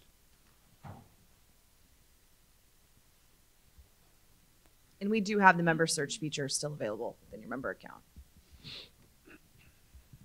I'm Dave Alberstein from the Central Zone. I think most of the focus of the Center for Safe Sport is on issues of sexual misconduct, but as indicated in this one-pager here, there are other forms of misconduct such as emotional, physical misconduct, bullying, hazing, or harassment that would also be violations of that code. I've had discussions with referee friends about what, if anything, we should do in a situation where we're doing a game and we see a coach just going off against a young kid because they made some mistake or whatever, reaming them on and on and on and on. In the past, we would have viewed that as an issue probably between that coach and the parents of the athlete. to what extent does that kind of conduct come into play under Safe Sports Center concerns, and to what extent should other administrators of events, like referees or others, to what extent should they perhaps have a different kind of response to that kind of thing than we would have had in the past? That's a great question. I wish I had a great answer for it, but I don't, to be perfectly honest with you. I think you're absolutely correct that that kind of conduct violates the Safe Sport Code. I think that if there's a brutality call in a game, that probably violates the Safe Sport Code because it's physical abuse, right? As the Safe Sport Code is currently written, we're required to report those sorts of things to the center because it's within the center's discretionary jurisdiction, and the center may or may not pursue it. If the center doesn't pursue it, then it can come into our grievance procedures. And I think at the end of the day, it's kind of a judgment call as to how severe the conduct is. And, my own view of these things is they're best dealt with at the lowest level possible, which would mean counseling to the coach and at the club level. I'm not sure it should be a parent's responsibility to defend their kid as against a coach. I think it really is the club administrator's issue to try to get a coach under control. And if the coach doesn't get under control, then maybe that coach shouldn't be affiliated with that club anymore. But if that doesn't work, then there is the remedy of a report to the Safe Sports Center. There is the remedy of a grievance that could be filed with USA Water Polo, which, once again, as the rules are presently written, if you read them literally, we would have to refer to the Safe Sports Center. And this issue of whether we refer these sorts of conduct to the Safe Sports Center, in particular in-game conduct, is not something that we've received clear guidance on from the center as yet. So, stay tuned as to whether or not it has to be bounced to the center, which is probably then just going to refer it back to us. I'm not sure how that's going to work out over the long term, but that issue has not been resolved yet, as far as I know. Yeah, I think for in-game conduct, things like brutality fouls, there's plenty of structure available to deal with that kind of thing. I was more questioning things like coach-player interactions that sometimes just get off the charts. Yeah, no, I understand. I understood your question in that way, and I was sort of expanding your question because the issue of really highly inappropriate in-game conduct kind of raises the same issue of, if you read the definitions in the Safe Sport Code, it's a violation of the code, and what do you do about that? And I think frankly the answer is the same. You're correct. There's in-game penalties. The referee can call it brutality. That has consequences to the team. It has consequences to the athlete. The people who are involved in the brutality call can file a grievance with U.S. Water Polo. Believe me, we've had a number of them over the years, and a hearing panel can suspend the offending athlete for more than just the next game and the game in which the incident occurred, which is what the water polo rules currently provide. And that's happened multiple times over the years.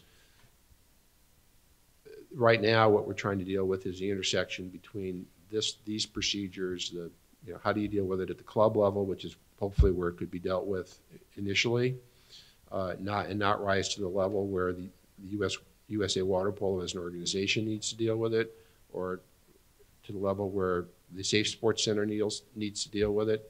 But if it does get to that, there is this uncertainty regarding the intersection between the center and USA Water Polo as to who at that level should be dealing with it, the center or USA Water Polo. That's about the best we can do for now. I mean, hopefully, as I said, we're going to get some clarification on that. But if the club can't or won't deal with it, and somebody wants to bring it to USA Water Polo's attention, it will be dealt with, because you're absolutely correct. It's a violation of the Safe Sport Code of Conduct, which is part of USA Water Polo's rules. I think also before we even get to that point is the educational component. There is a training that talks about these different forms of misconduct, and that's a great tool for all coaches to understand the classification of these and also expectations that clubs can put out to their coaches ahead of time so we don't find ourselves in these situations. And the USA Water Polo relationship with the Positive Coaching Alliance as a remedial measure for coaches who act in the way that you described.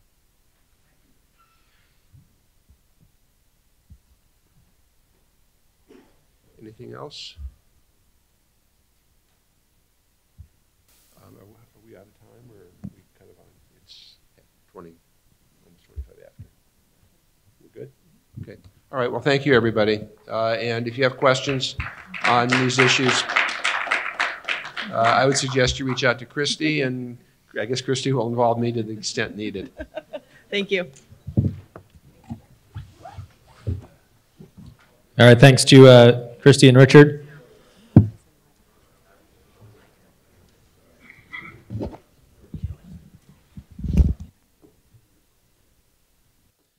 And we're going to keep things moving right along. A quick reminder about questions since they mentioned them. Don't forget there's a question box at the door. Those are already flowing in.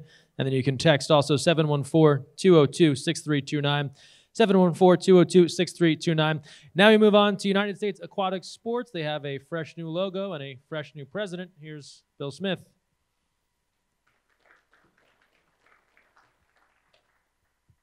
Thanks, Greg. First, I'd like to start by certainly thanking Christy and Richard for all the good work they do with the safe sport. It is a really hard job, and they're doing a great job with it. And but that said, I want to mention that I am not the Smith that they were referring to. What I'm going to be talking about is United States Aquatic Sports, but I'd like to start by first going back about 8 years when I first came on with United States Aquatic Sports as an officer. And one of the things that really struck me when I first came in, I looked around the room and here you see chairman, president, CEO, COO, senior board members of all of the aquatic sports in the United States of America. I know Mike and Chris are on the board of United States Aquatic Sports. I was pretty impressed with the group just looking at them. And but that said, it was interesting to me that, like, despite what I thought certainly the good work that United States Aquatic Sports does, and I should say people refer to it as USAS for short, when I would mention it to friends and others and just say, well, I'm working at USAS, and more often not, people would look and they go, okay, and people just don't know what it's about. And then I would follow it up a little bit more and say, well, USAS is affiliated with FINA. And they go, oh, I know FINA. FINA is like, I know there's FINA World Championships. And of course, being a FINA ranked referee, that's a really big deal. I go, well, anything more than that? And they go, well, that's pretty much it. And so while I will say that I don't expect that the people at USAS or the leaders of USAS are anyway trying to be secretive at all, but I guess the net result for the last 40 years, they've been operating in stealth mode, and a lot of people do not know what it's all about, and that's what we're going to try to talk about today and how we fit in. So where's the, which one should I press? Top? Arrow right. Oh, good. Okay, this is the where we're going to be. Put this in here. This is the table of contents we're working on. So basically, I will be talking about United States Aquatic Sports and FINA and its role in the Olympic movement. And I thought it'd be interesting. Recently passed, everyone's familiar with our new water polo rules that we have. And so I wanted to take people, give them a backstage pass and let them see exactly how that was done. And so it was an interesting process. It was the first time for me to go to an extraordinary Congress. And we'll talk about that. And we'll finish up with the USAS goals and for the rest of the quad. First of all, when you look at United States Aquatic Sports, think FINA USA. And And the reason why with that is because USAS is an affiliate of FINA, and but so really you can't describe USAS without even talking about FINA itself. So here's some of the things on FINA. We have let me see. I do what John did, get across. I get a little closer. So here we have FINA, the definitional of FINA. Of course, most people know this. It's Fédération Internationale de Nations. The literal translation of it, it's the International Swimming Federation.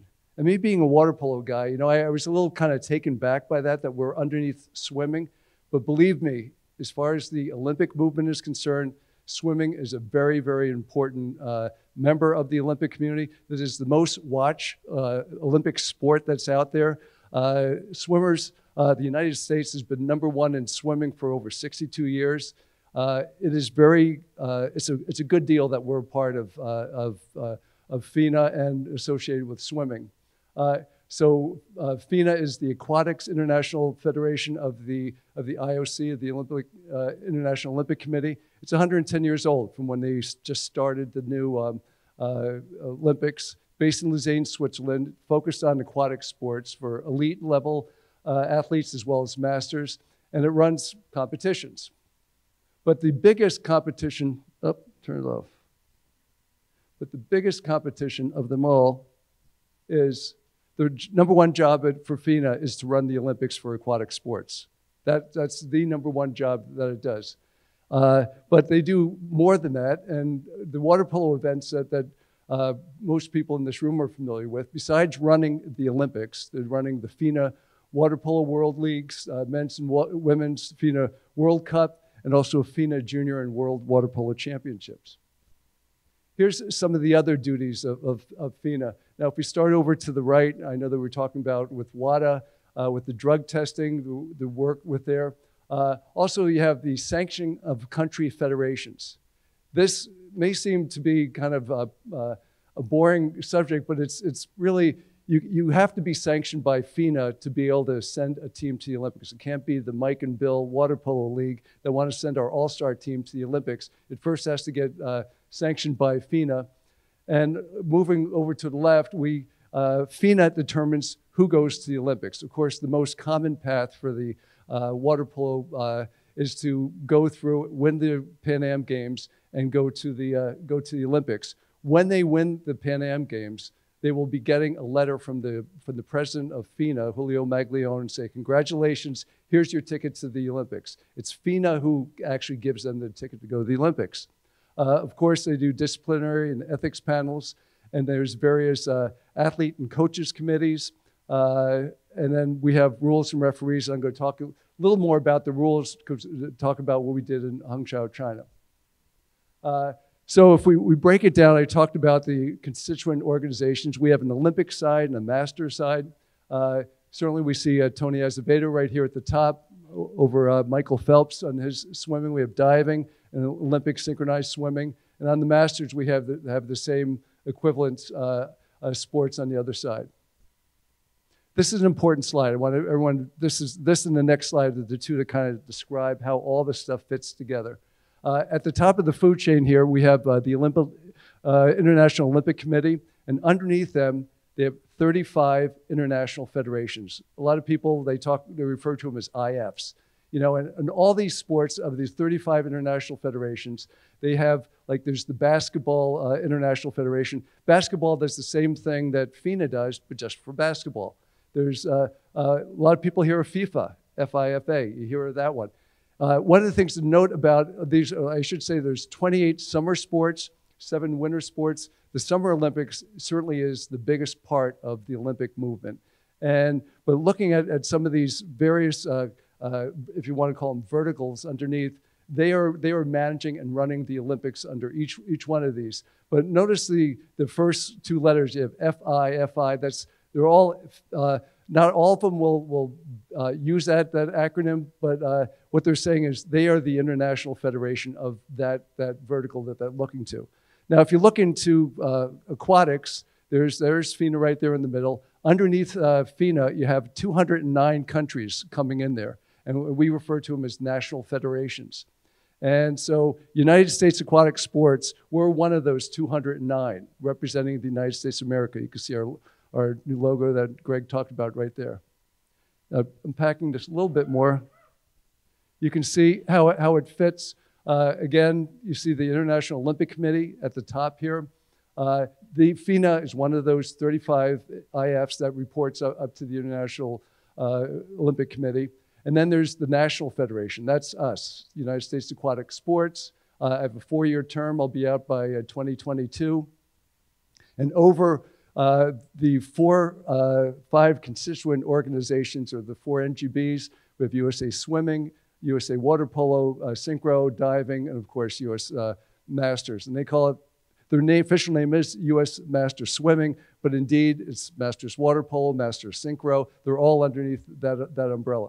Off to the side, you can see some people are confused, like what does the international or regular, the USOC do? Their job is to help the NGBs develop elite athletes for the Olympics. And so we don't have any kind of reporting opportunity or reporting responsibilities between those, but we're basically there tactically running the Olympics and also those other events that we do.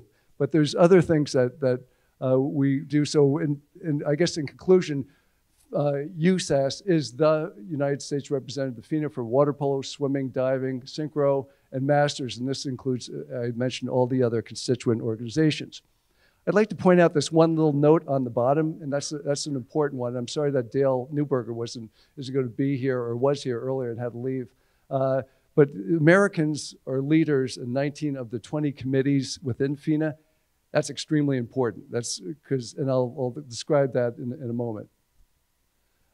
So now we're going to talk about the rules that we all are familiar with, and a lot of the coaches already have strategies on these and know these rules a lot better than me. But we're going to go through the process of how these rules and all rules that they do within FINA get approved.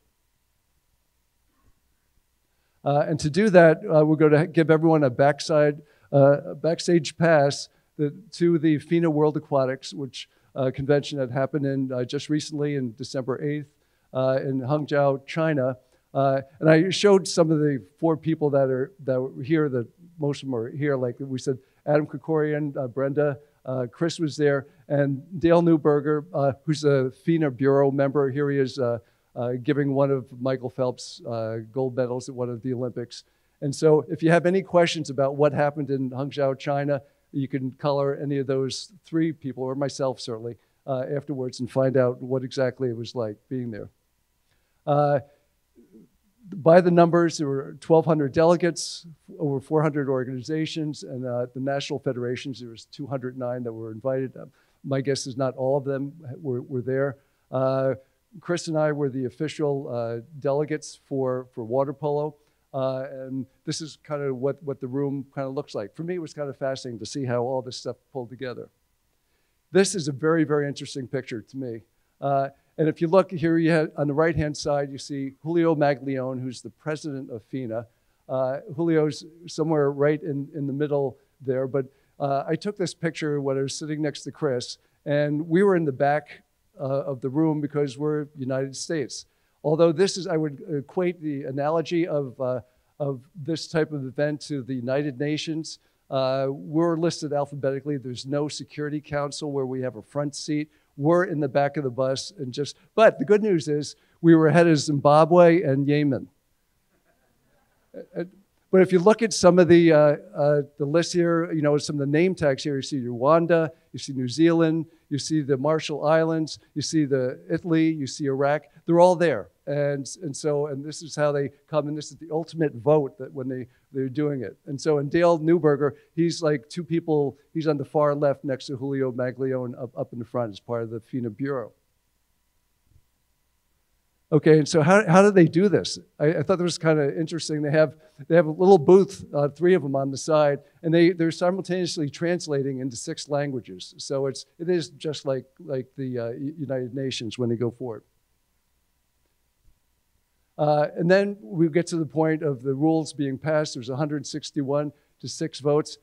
This, to me, was a really amazing result. And to say that there's more than 20 years in the making to come up to this point, where I'll say from talking with Adam and Dion and others, we're not really quite there with all the rules and where we want to be, but this was a landslide change in what happened in the sport of water polo. And to get this 161 to 6 and 2 abstentions was really quite amazing. And considering we in the United States, we had 2 votes.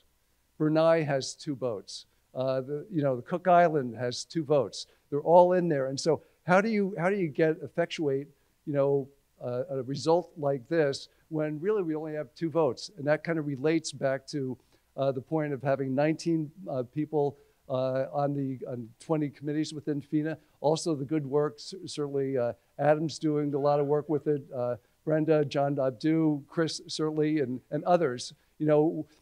Being a leader, and the United States is considered a leader in aquatic sports, and people look to the United States for leadership as we go forward, and so that's how you get a result like this. And it's hard to get something that's close to unanimous, and it was a great result.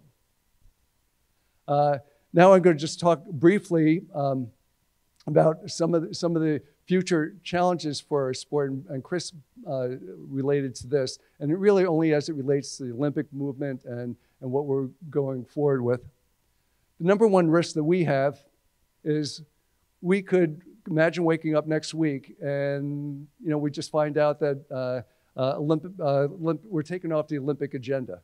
It's been done to wrestling, baseball, they've been taking off before, and so it would change the character, certainly the character of our organization, but it is a risk, which is one of the reasons that the IOC and others are looking for rule changes for us to modernize our sport, to make it better and more understandable and watchable for people to be looking at. But the question you'd say, so why would they want to take a water polo, the greatest sport out there, off the Olympic calendar? And the reason why the IOC, they're under a lot of pressure. They have a lot of, there's exports, there's other types of, they're changing demographics. They have other types of professional sports that they're matched up against. And they want to maintain the brand of the international Olympic movement. And to do that, you want to get in newer type sports. You want to bring in stuff. And if there's something that's stale, it's old, and people aren't watching it, they're going to just yank you out. And they have limits on the number of athletes that are in there and the number of medals that they're going to give out. So it's kind of like on Wall Street, we kind of refer to it kind of like a pigs at the trough. If one comes in, something else has to come out. And so that's really what happens when this goes in. So let's see, did I turn off? Sorry. Okay, so here's some of the competitors for all of the Olympic sports. Here's the new ones coming in Tokyo. And so you can see, and these are some really, really cool sports. I mean, can you imagine having skateboarding and surfing and climbing coming in here? This is something that will capture the attention of people around the world. And so we're in competition with them. We're in competition with them. And so if we can't show that we are relevant and we're expanding and there's more popularity and there's more people that really, really understand the sport. I mean, the way I kind of view water polo is there's 2 types of people in the world with regards to water polo. There's those, like the people in this room, that absolutely love the sport of water polo. And then there's those that really just don't know us that well yet. And so it's really, we have to be able to get the word out. And so there's a lot of competition, and that's really some of the things that we're trying to be relevant and change the sport and be with the times. So in conclusion, some of the goals for the next quad, certainly we have educational objectives, and this is one of them. This is the first time that we've really kind of got out there and just say, what do we do and how does it fit into the big picture? I believe that United States Aquatic Sports is first and foremost a service bureau for the NGBs. That means trying to assist them any way we can so they can be successful in the Olympics, and it's with rules, with whatever else, and we can do to help, and certainly as we relate, and we are the number one funnel, if you will, for the voice for FINA in aquatics. And then obviously we talked about the 19 out of the 20. We want to maintain our leadership within FINA. And some of the water polo specific things that I think the people here would be interested in. We want to enhance the sport's reputation, popularity around the world. Clearly, we want to keep this as an Olympic sport. That would be that would be bad. And we want to support all the initiatives to make water polo more understandable, easy to follow, fast moving, fun to watch, all the things that makes people as interested in the sport as we certainly are. And so, and with that, that's all I have about United States aquatic sports, unless anyone has any questions. Okay, thank you.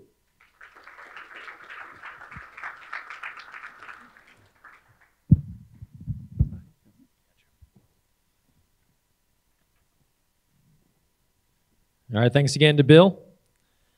And now we will keep it moving as we move on to our athlete panel. And so we're going to ask our three athletes here, well-decorated athletes, 3 Olympians, 7 combined Olympic medals to their credit, Brenda Villa, Peter Varales, and Jess Steffens to come up and join us here for their athlete advisory panel discussion.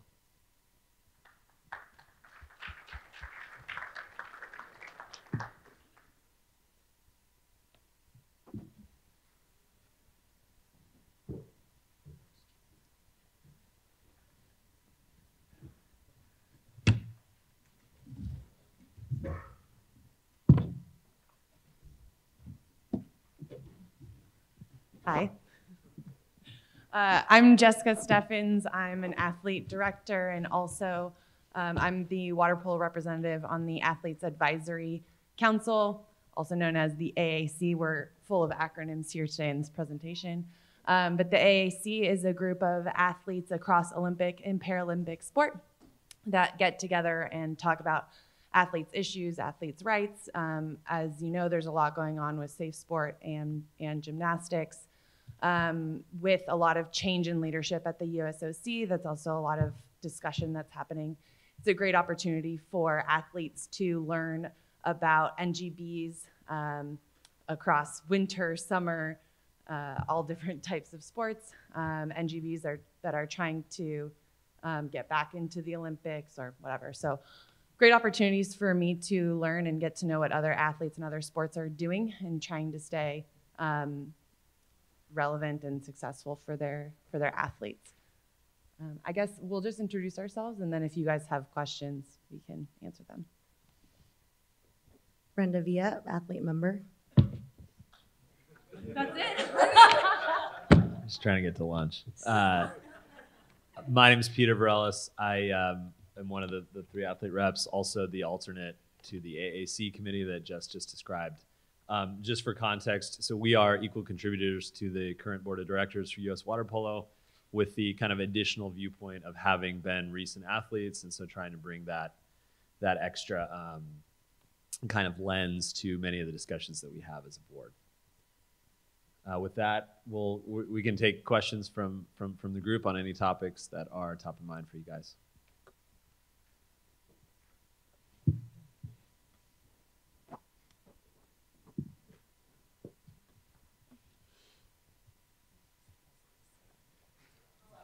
Hold up.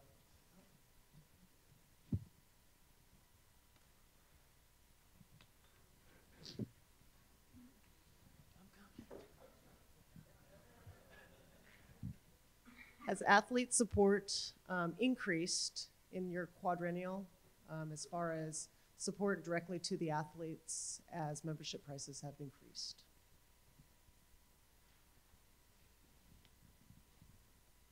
So the question was, has it increased? Is that it? So typically the way that direct athlete support works for national teams is it is part of the annual and in fact quarterly decisions that get made by the USOC in terms of how much funding comes from the USOC to USA Water Polo for use in 2 ways. One is to fund operational budgets for national teams, and the other is to be paid directly to the athletes in the form of athlete support. That athlete support does tend to increase over the course of the quad as you move closer to the Olympics. However, it's also very typically related to performance of the team. Has it increased from USA Water Polo? Meaning outside of the funds I just described. Exactly. So this year, I guess this year, for our 2019 plan, we are supplementing the support of those athletes to some degree in order to make them on par with where they were in last year's in the last year's training schedule. On the point of athlete support also, so there's lots of different ways. So these are also topics that we talk about a bunch at the AAC. There's different ways to think about it. So there's direct athlete support, which is basically the constant, like a stipend or monthly kind of help to do the work that we do as athletes. But then there's also an incentive-based component as well. So many of you have probably heard of Operation Gold, and that's when you hear about athletes being taxed for their Olympic medals and stuff, it's not because they're getting taxed on like, you know, the silver or the gold of the actual medal. It's for the bonus component that the USOC sets aside to give to athletes when they do well at Olympic Games. And so that's actually something that I'm very excited about, that has been increased. I think it was announced last year, but for both Olympic athletes and Paralympic athletes. And we don't have a Paralympic team today, but you know, if we were to someday, it seems to make sense to me that they should also receive that bonus as well. It's a struggle. You know, athletes are underpaid no matter how you slice it. This is a sport where experience and longevity of career is very valuable, and it's becoming increasingly difficult to retain the athletes in the system, particularly once they're out of college and they're faced with a whole host of other opportunities coming from great college degrees. They have lots of things they can and want to do in life. So it's a real challenge, and we're always looking for ways to help the athletes be able to financially survive and therefore stay in this sport and represent us.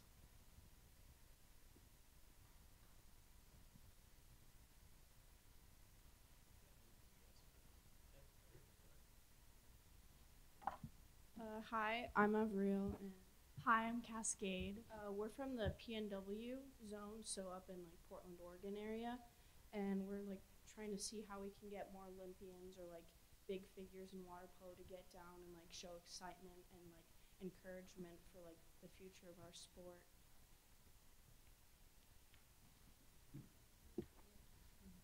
I think I've actually been to your zone, to Puget Sound. Is that? Puget Sound, sorry. Would that be in your zone? So they reached out to me a couple of years ago. I went out there and did a clinic. I think there are a few retired Olympians and even some current Olympians in, I would say, down years that are open to the idea of going out to different zones, because we all want to see our sport grow. So we are committed to that. Some of us have a little more flexibility with our jobs and some of us don't. But I think if you reach out to us, I mean, we could maybe put you in contact with somebody, but also to USA Water Polo. I know that I'm always reaching out to Christy, like, hey, I want to do a clinic here or there. Like, how do we make it happen? So we're definitely open to that. We realize the value added when we can have us outside of California. Thank you so much.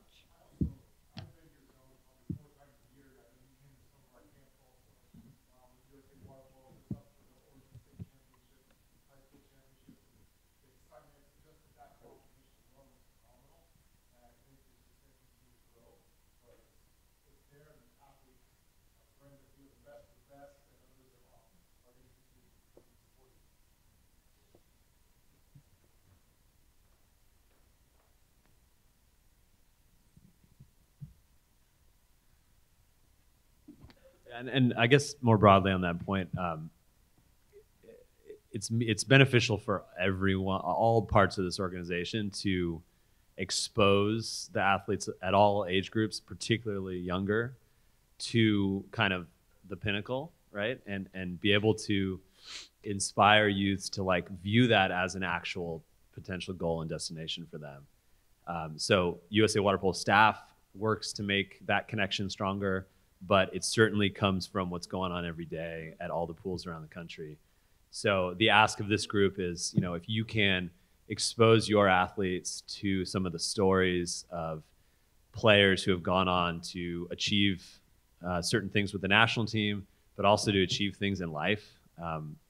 Those are great. That's great grassroots inspiration that's going to help fuel us going forward.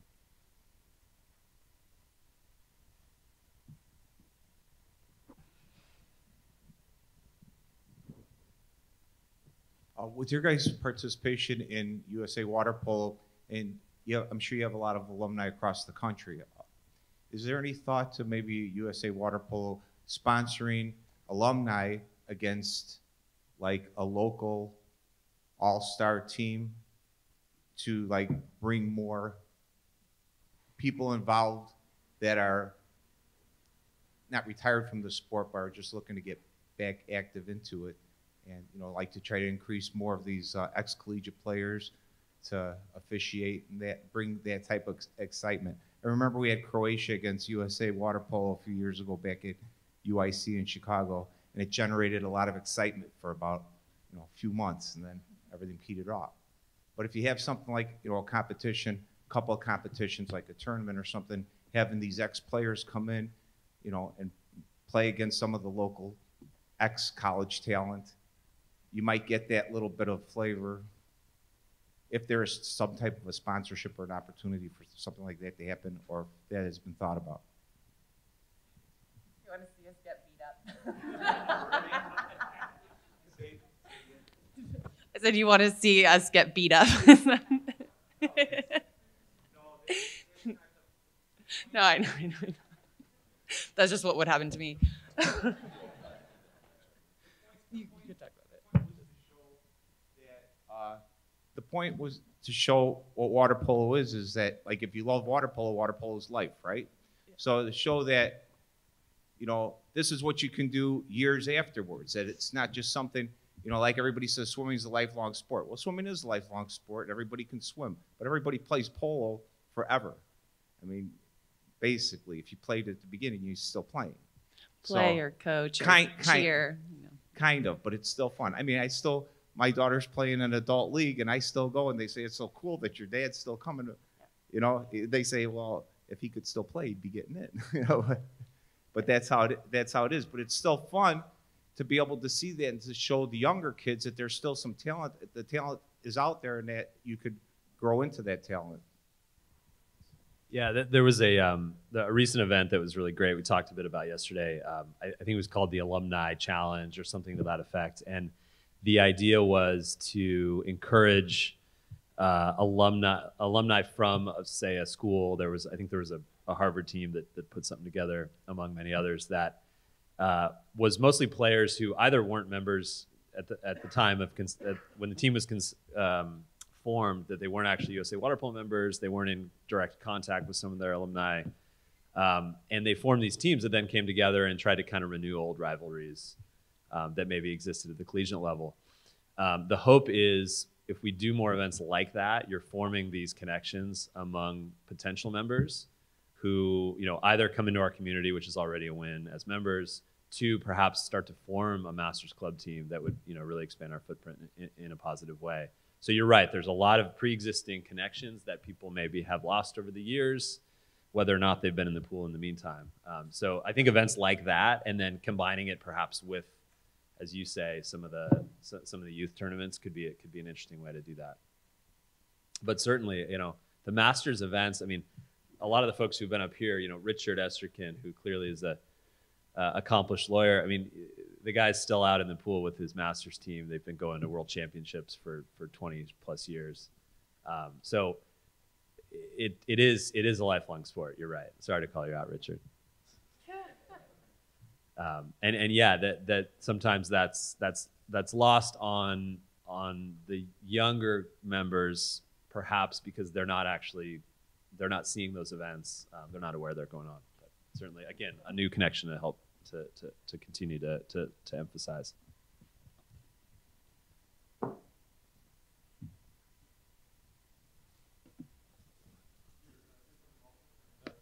Hold up. For Chicago specifically, I think about your zone. If your zone were to just want to host something, I can't tell you what they've done, like with the Spin Lob Classic in Texas. It attracts Olympians to go and have a fun weekend. So just build it and they will come. It doesn't necessarily have to be sponsored by USA Water Polo at the top. Obviously, the event will be sanctioned, but just to create an event that's inviting to different levels of play. You look at some of the top masters or elite club teams from New York Athletic Club, some of these women play on it now, defending champions, Olympic Club, have ex-Olympians, and you host something in Chicago area, and these teams will come and bring Olympians as a byproduct. Or maybe we have a Speedo Cup reunion, right? I think the first one ever was in Chicago. I was there. I would love to get people together and go back and play there. Just an idea.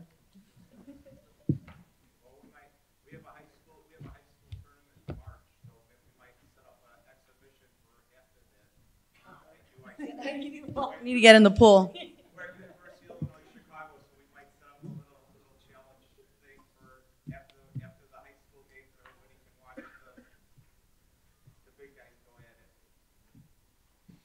I have a question for Jessica. You used the phrase athletes' rights. I've never heard those two words used in the same sentence. So can you just maybe tell us briefly what that is? Sure, without going into too much depth, but you might be hearing about it anyway. So especially with a lot of what's been happening with safe sport and US gymnastics, there's a lot of question around like who can athletes go to for help if they feel like something's not right, or they feel like their board isn't, or their like NGBs aren't listening to them, whatever that may be. Believe it or not, a lot of sports have plenty of athletes who are training and in the top tiers but don't get paid. And so who do they go to for that kind of help? And so that's a little bit what that phrase means. And it's better defined in this Ted Stevens Act that is something that we've talked about a couple times today. But in light of a lot of what's been happening on the national stage, like there's questions coming around with what that means, et cetera. Yeah.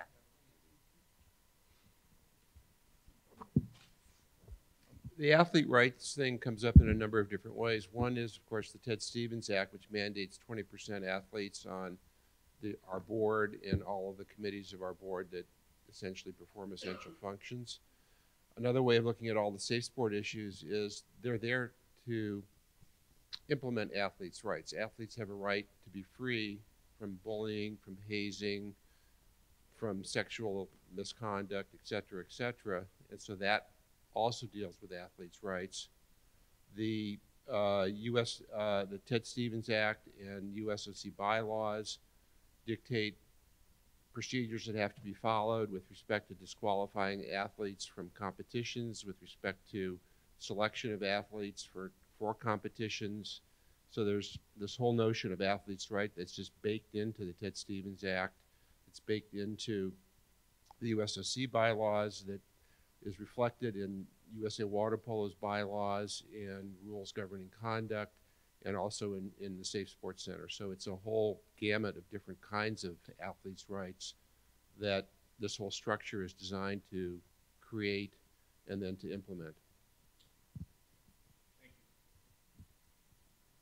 So this is, I guess, related to one of the questions that was asked earlier, but I think it's been great how USA Water Polo has been reaching out to all these various communities. But one thing I asked at the assembly 2 years ago was about getting the actual senior teams to locations outside of California to play games. Because, I mean, we saw the one in Chicago that was really positive.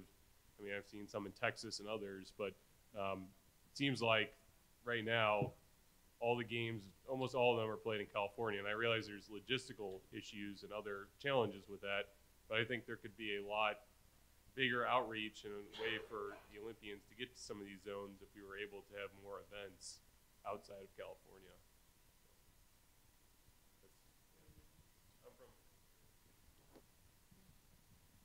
Yeah, no doubt. Good feedback. It is something that we try to build into schedules. Do we have a comment on that over here? Or is that a new question?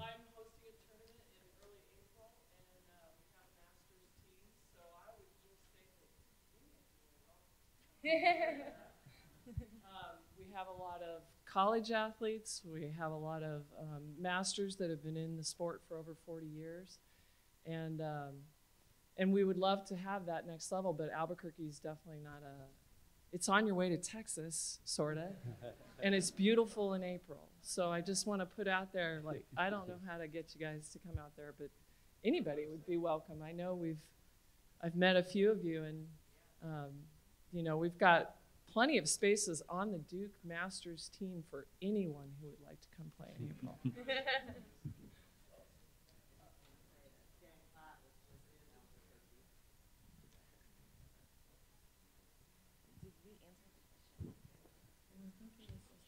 Yeah, Dave Alberstein. One way you might be able to address this kind of thing, we on occasion in this country host major international tournaments. In 1990, prior to the Goodwill Games, which were played in Seattle, they brought all the teams in the tournament in early. And they did sort of a Goodwill Games tour where they went and played, for example, I know it was Russia and the United States in Chicago. The Cubans played against, I believe, Yugoslavia in Washington, D.C. So that went on for about 4 or 5 days before the teams then went on to Seattle. Obviously costs some money, but if there's an opportunity to do something like that, you could expose the sport at a high level in a variety of places around the country where they don't get a chance to see that.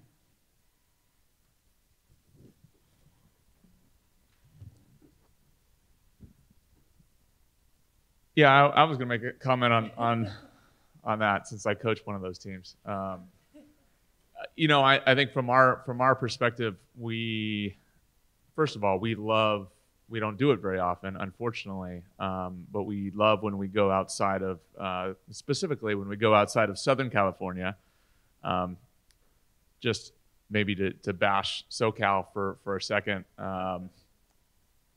You know, when we're here in Southern California, and I think the support that we've gotten here has increased. Obviously, I think maybe with our success, but you know, I also feel like everyone around here is a little spoiled. And when we go outside of Southern California, even when we go up to Northern California, it's the support and the feeling of support and energy and enthusiasm is so much more than it is here in Southern California.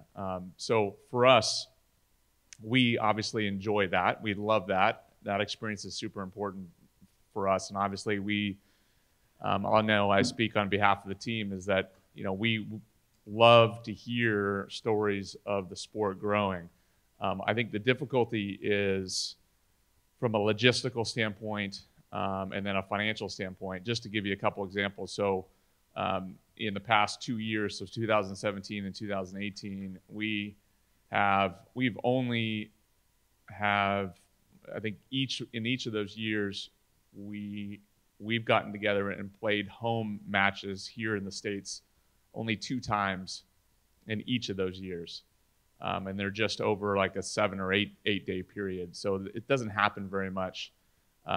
With that being said, as we enter into full-time training, which for us is going to start in May of this year and go through the 2020 Olympics, where we're actually together on a full-time basis for 14 months straight, I think there are going to be additional opportunities for us, obviously, because we're going to be together as a team where we're going, and we've already started to make plans to head elsewhere. So we love to do it, and the reality is there's a financial expense to going outside and not living at home. It's traveling, staying in hotels, paying for meals, and there's an expense that comes with that. I would love to spend the money, to be perfectly honest, because I think it's for the right cause. But just to give a little bit of context and a little bit more color to everything, I hope that in the next year, again, you'll see us starting to hit a couple more places. Can we go everywhere? This country is very, very big.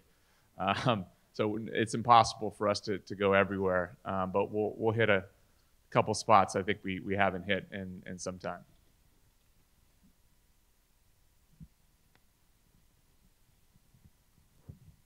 Hi, Doug Norton with Pacific Zone and Olympic Club. But we used to, and Chris, you probably remember this, in the 80s, we had winter nationals. And those would be in Fort Lauderdale, they were in Indianapolis, we had them at the Naval Academy, and it gave the West Coast guys a great opportunity to go play East Coast teams. And very competitive, it was great water polo, and the club, we really supported it. And it stopped in the 90s, and I don't know why it stopped, but it would be, I would think, a great way to get Olympic or national team or just club level people to come out to the East Coast on an annual basis and really show off the sport. That's my 2 cents.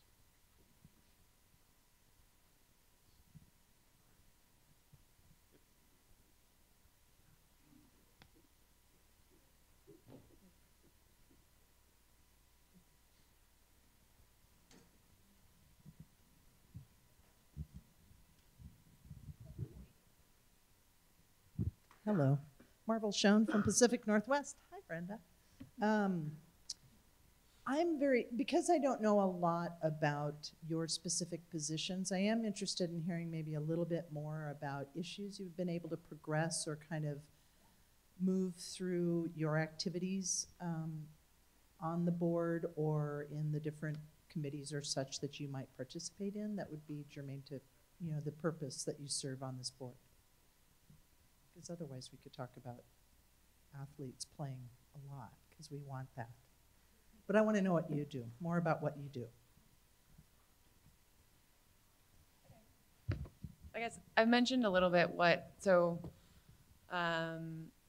think this is my 2nd or 3rd year maybe coming around on the AAC, and so I'll say that given actually what has been coming up on like in the media and et cetera that I've already kind of mentioned, there's a bit of like, let's just try to focus around what we can do to make sure that athletes feel protected and feel like they have a voice. I'll say that on top of that, which I also mentioned too, is the incentive component to getting paid more. While there's only so much we can control with USOC's budget and where money's allocated for direct athlete support, this is something that we are able to push through, and I'm very happy about, especially for water polo. Within the last 4 Olympics, like both teams have won medals, and this is an important component to helping them feel motivated to compete. I guess there's plenty of things that I could talk about that probably aren't super relevant here from the AAC perspective. But I guess, or do you want to mention? I was just going to say she's also been involved in, I think the AAC/USOC has been doing some bylaw updates as well, and she's been heavily involved in that process.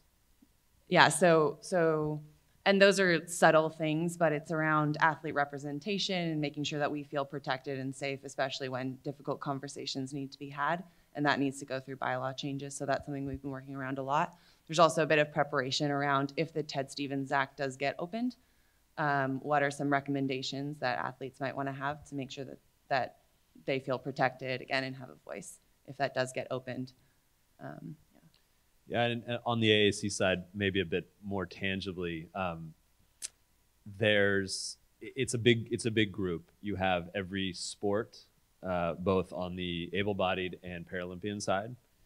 So there's lots of issues that we might think about for water polo that when you blow that out and talk about all sports and both sides of that able-bodied and Paralympian coin, there's lots of equality potential pitfalls there. A lot of the Paralympic sports are kind of grouped up and have like one representative to represent a set of disciplines. So there's some inherent inequality there. We got into a long one about prize money. So you win at the Olympic Games, you win prize money for winning a medal. That prize money historically has been much lower for Paralympic sports. That's something that we worked through and ultimately resolved. So those are the kind of things that happen at the AAC level, among many others that we could talk offline about.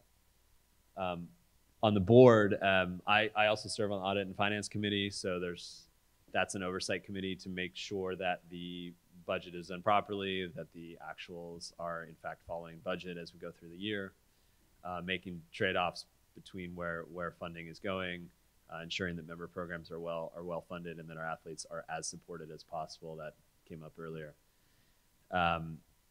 I spent a lot of time thinking about athlete retention as an athlete representative. So we mentioned the money. There's also a lot to be done, a lot of work to be done still on kind of career development while athletes are still playing, and then also assistance once they do move on to the next chapter. That's something that comes up a lot when you talk to the athletes who have decided to continue after college. Again, plenty to be done there, lots of work ahead, but those are some of the issues that I think a lot about. And we would like to say that that gets done really quickly, but unfortunately some of these programs, it takes iteration, and we've got to have the right people out in the water polo world that are ready to help us with these things, because we're also trying to build our own career. And I know a lot of the other alums that we bring in to try to help us with, especially career mentoring types of things. We're also all trying to build ourselves outside of water polo. So if there are people out there that want to contribute in these kinds of areas, let us know. No, I was just going to add that for me as athletes, right, one of the lenses that I like to always think about is growth and diversity. So whenever I can suggest, point out, and contribute in that area, that's something that I like to bring to the table. Awesome. Well, that's all the time we have for our athlete panel here. A big thanks to Brenda, Peter, and Jess.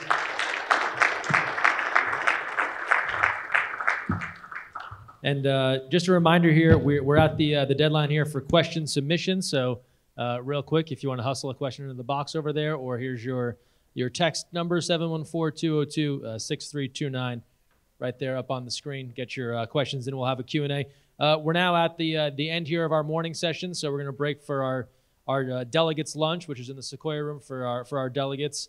And we'll be back here at 1:30 to get things going for our afternoon session. Thanks.